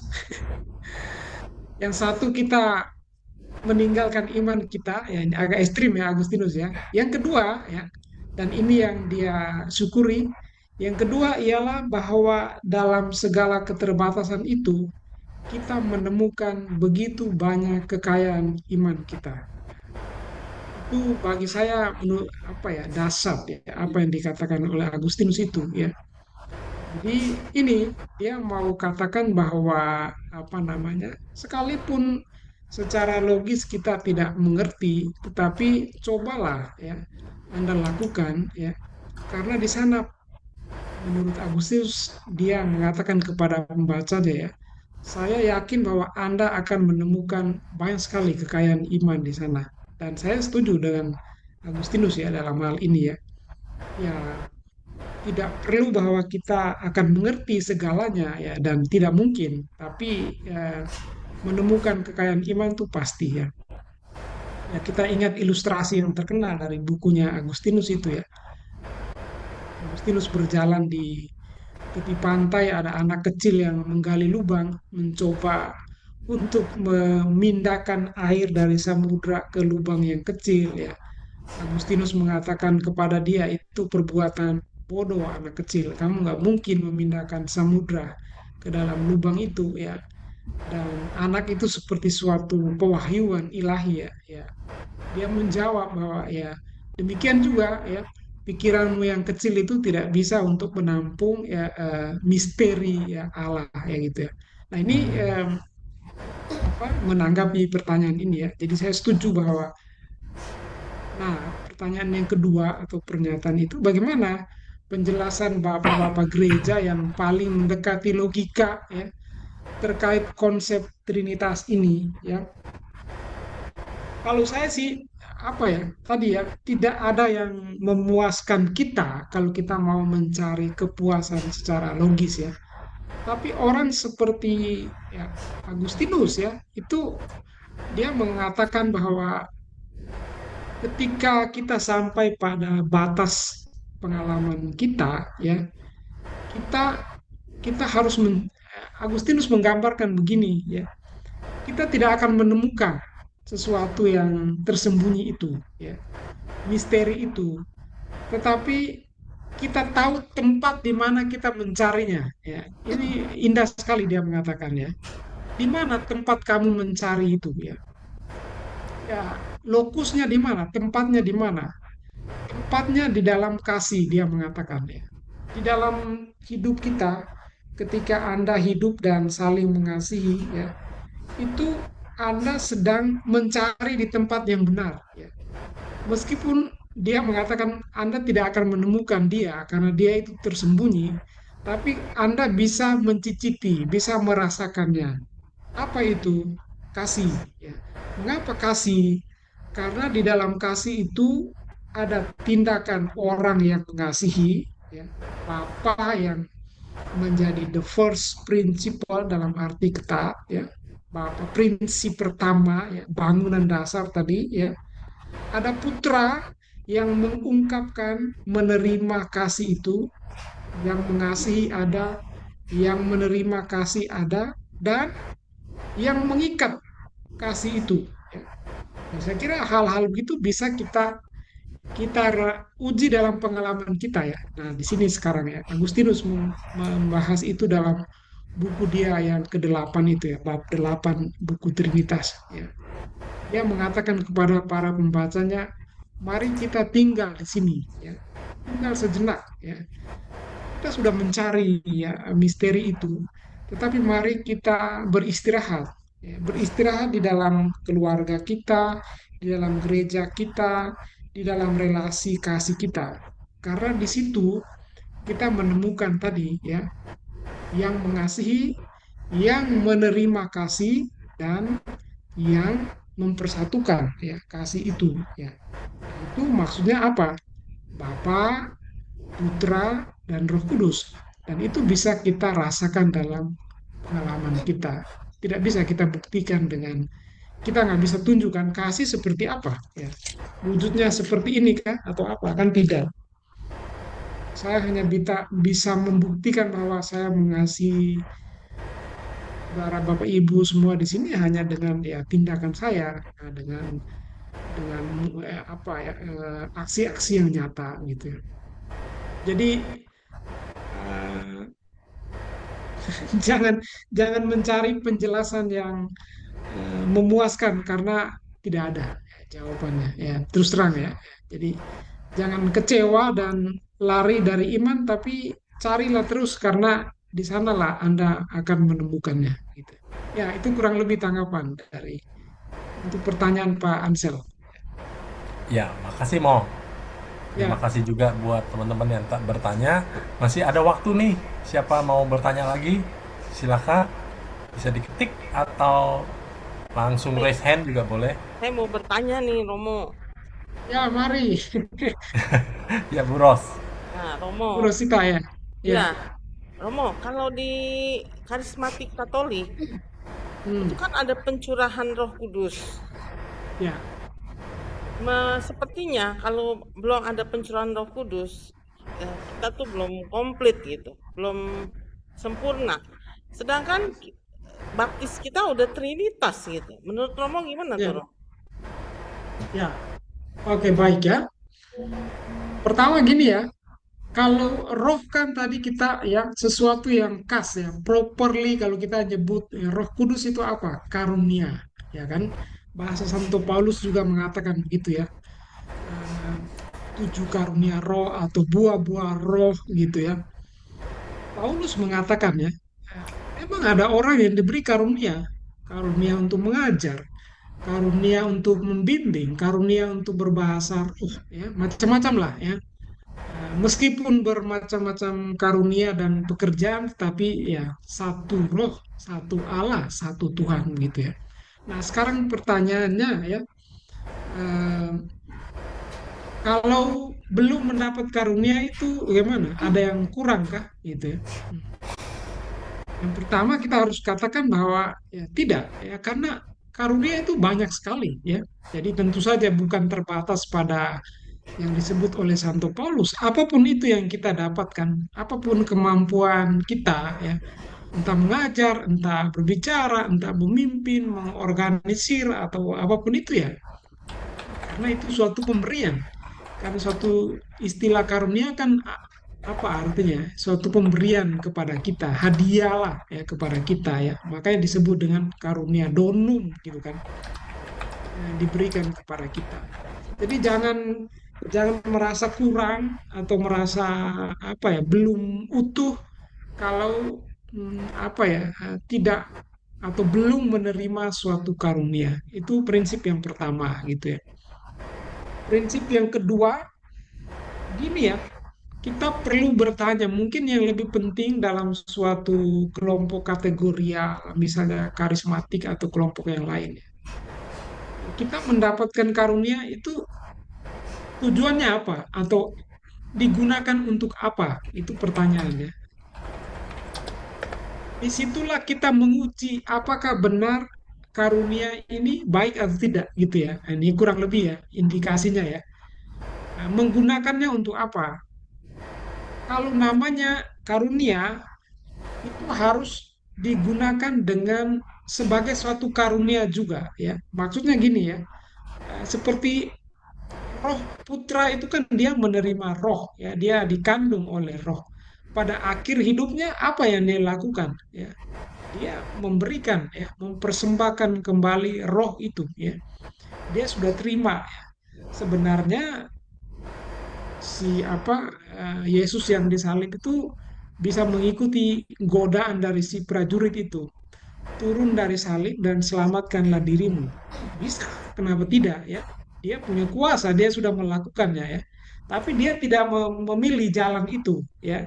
Dia mau menyerahkan, dia mau mengembalikan. Jadi tandanya bahwa orang itu benar-benar matang ketika dia memiliki karunia itu apa? Ya, dia punya dedikasi untuk suatu kelompok. Ya. Dia ya tadi dia mendonasikan, dia menjadi donatur dalam tanda petik ya. Donatur bukan hanya dalam arti materi ya itu ya. Hidupnya, gagasannya, komitmennya ya itu untuk ya persembahan kepada gereja, kepada komunitas, kepada suatu kelompok gitu ya. Jadi eh, kalau orang yang punya komitmen ya jangan, menurut saya ya, jangan jangan merasa kurang atau merasa apa ya, minder karena tidak punya karunia ya.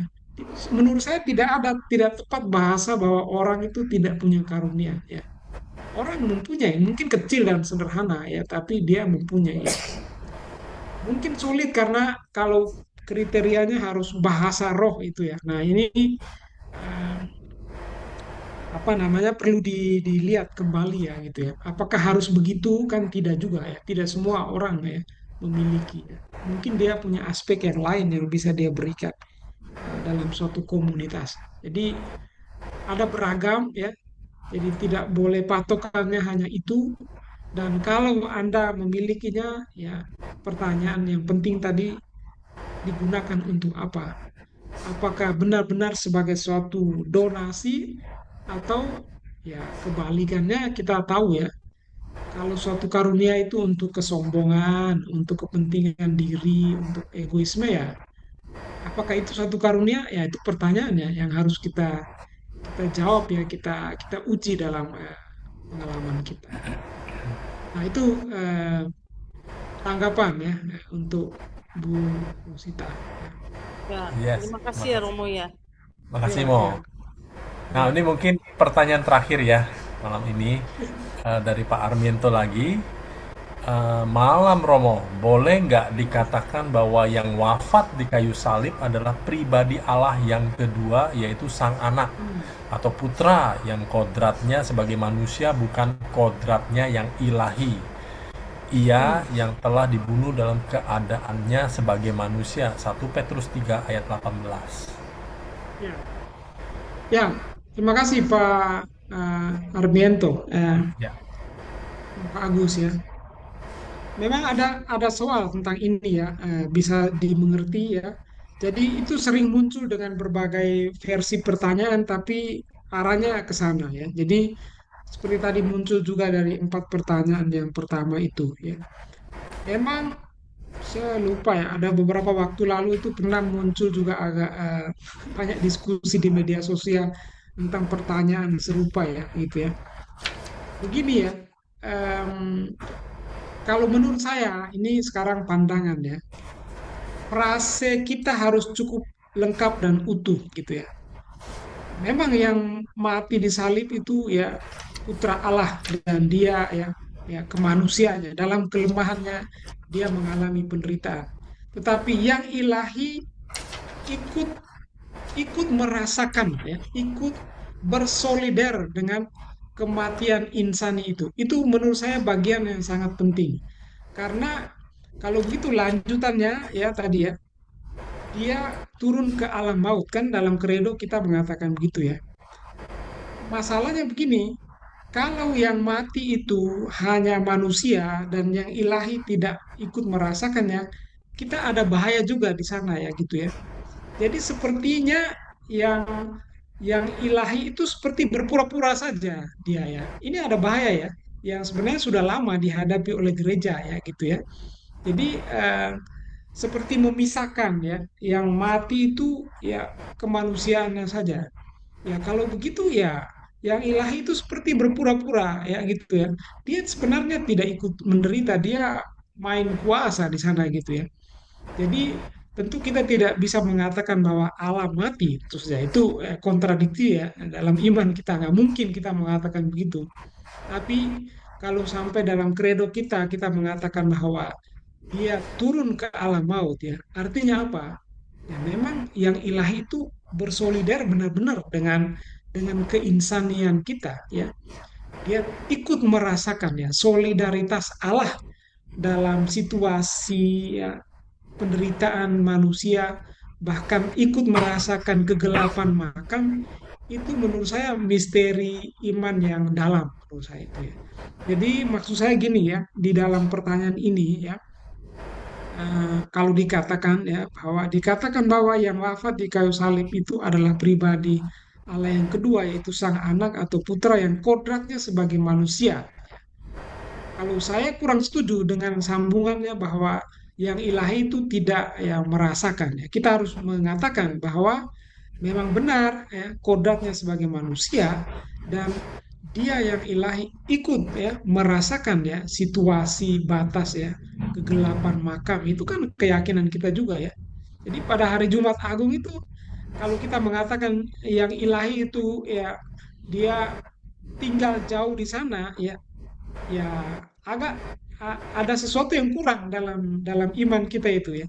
Ya, bagaimana mengatakan bahwa dia sungguh-sungguh ikut merasakan, turut merasakan kegelapan maut ya. Karena kalau kurang itu ya dia sebenarnya tidak bersolider juga dengan kita ya. Biar aja kamu rasakan sendiri apa yang menjadi kegelapan maut gitu ya. Nah, itu eh, jadi jangan jangan dipisahkan ya dengan apa ya proporsi yang berbeda karena kita akan menemukan kesulitannya di sana. Ya, jadi saya lebih senang atau menurut saya lebih pas, lebih cocok itu menambahkan bahwa yang ilahi ya bersolider dengan ya, kelemahan dan keterbatasan insani kita. Itu menurut saya kuat ya maknanya. Nah, itu kira-kira tanggapan saya ya untuk Pak Armento Armento. Prakoso. Ya, Iya, makasih Mo. Mungkin itu sebagai ya, pertanyaan terakhir ya. Terima kasih teman-teman yang sudah bertanya.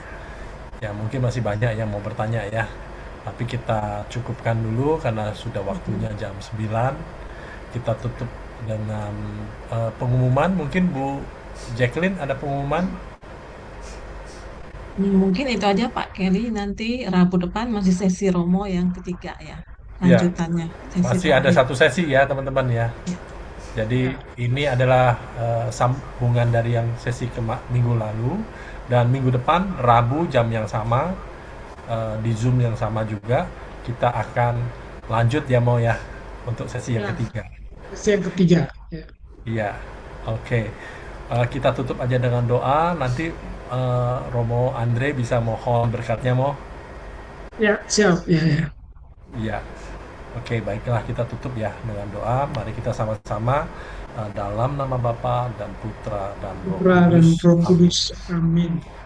Allah Bapa yang Maha Rahim, kami bersyukur atas sabda dan rahmat yang kami telah terima malam ini, serta atas pengajaran yang Engkau berikan melalui Romo Andreas Bernardinus Attawulo OFM yang meneguhkan iman kami. Berkatilah beliau dalam seluruh pelayanannya, sertailah selalu dengan hikmat serta kekuatan Roh Kudus padanya.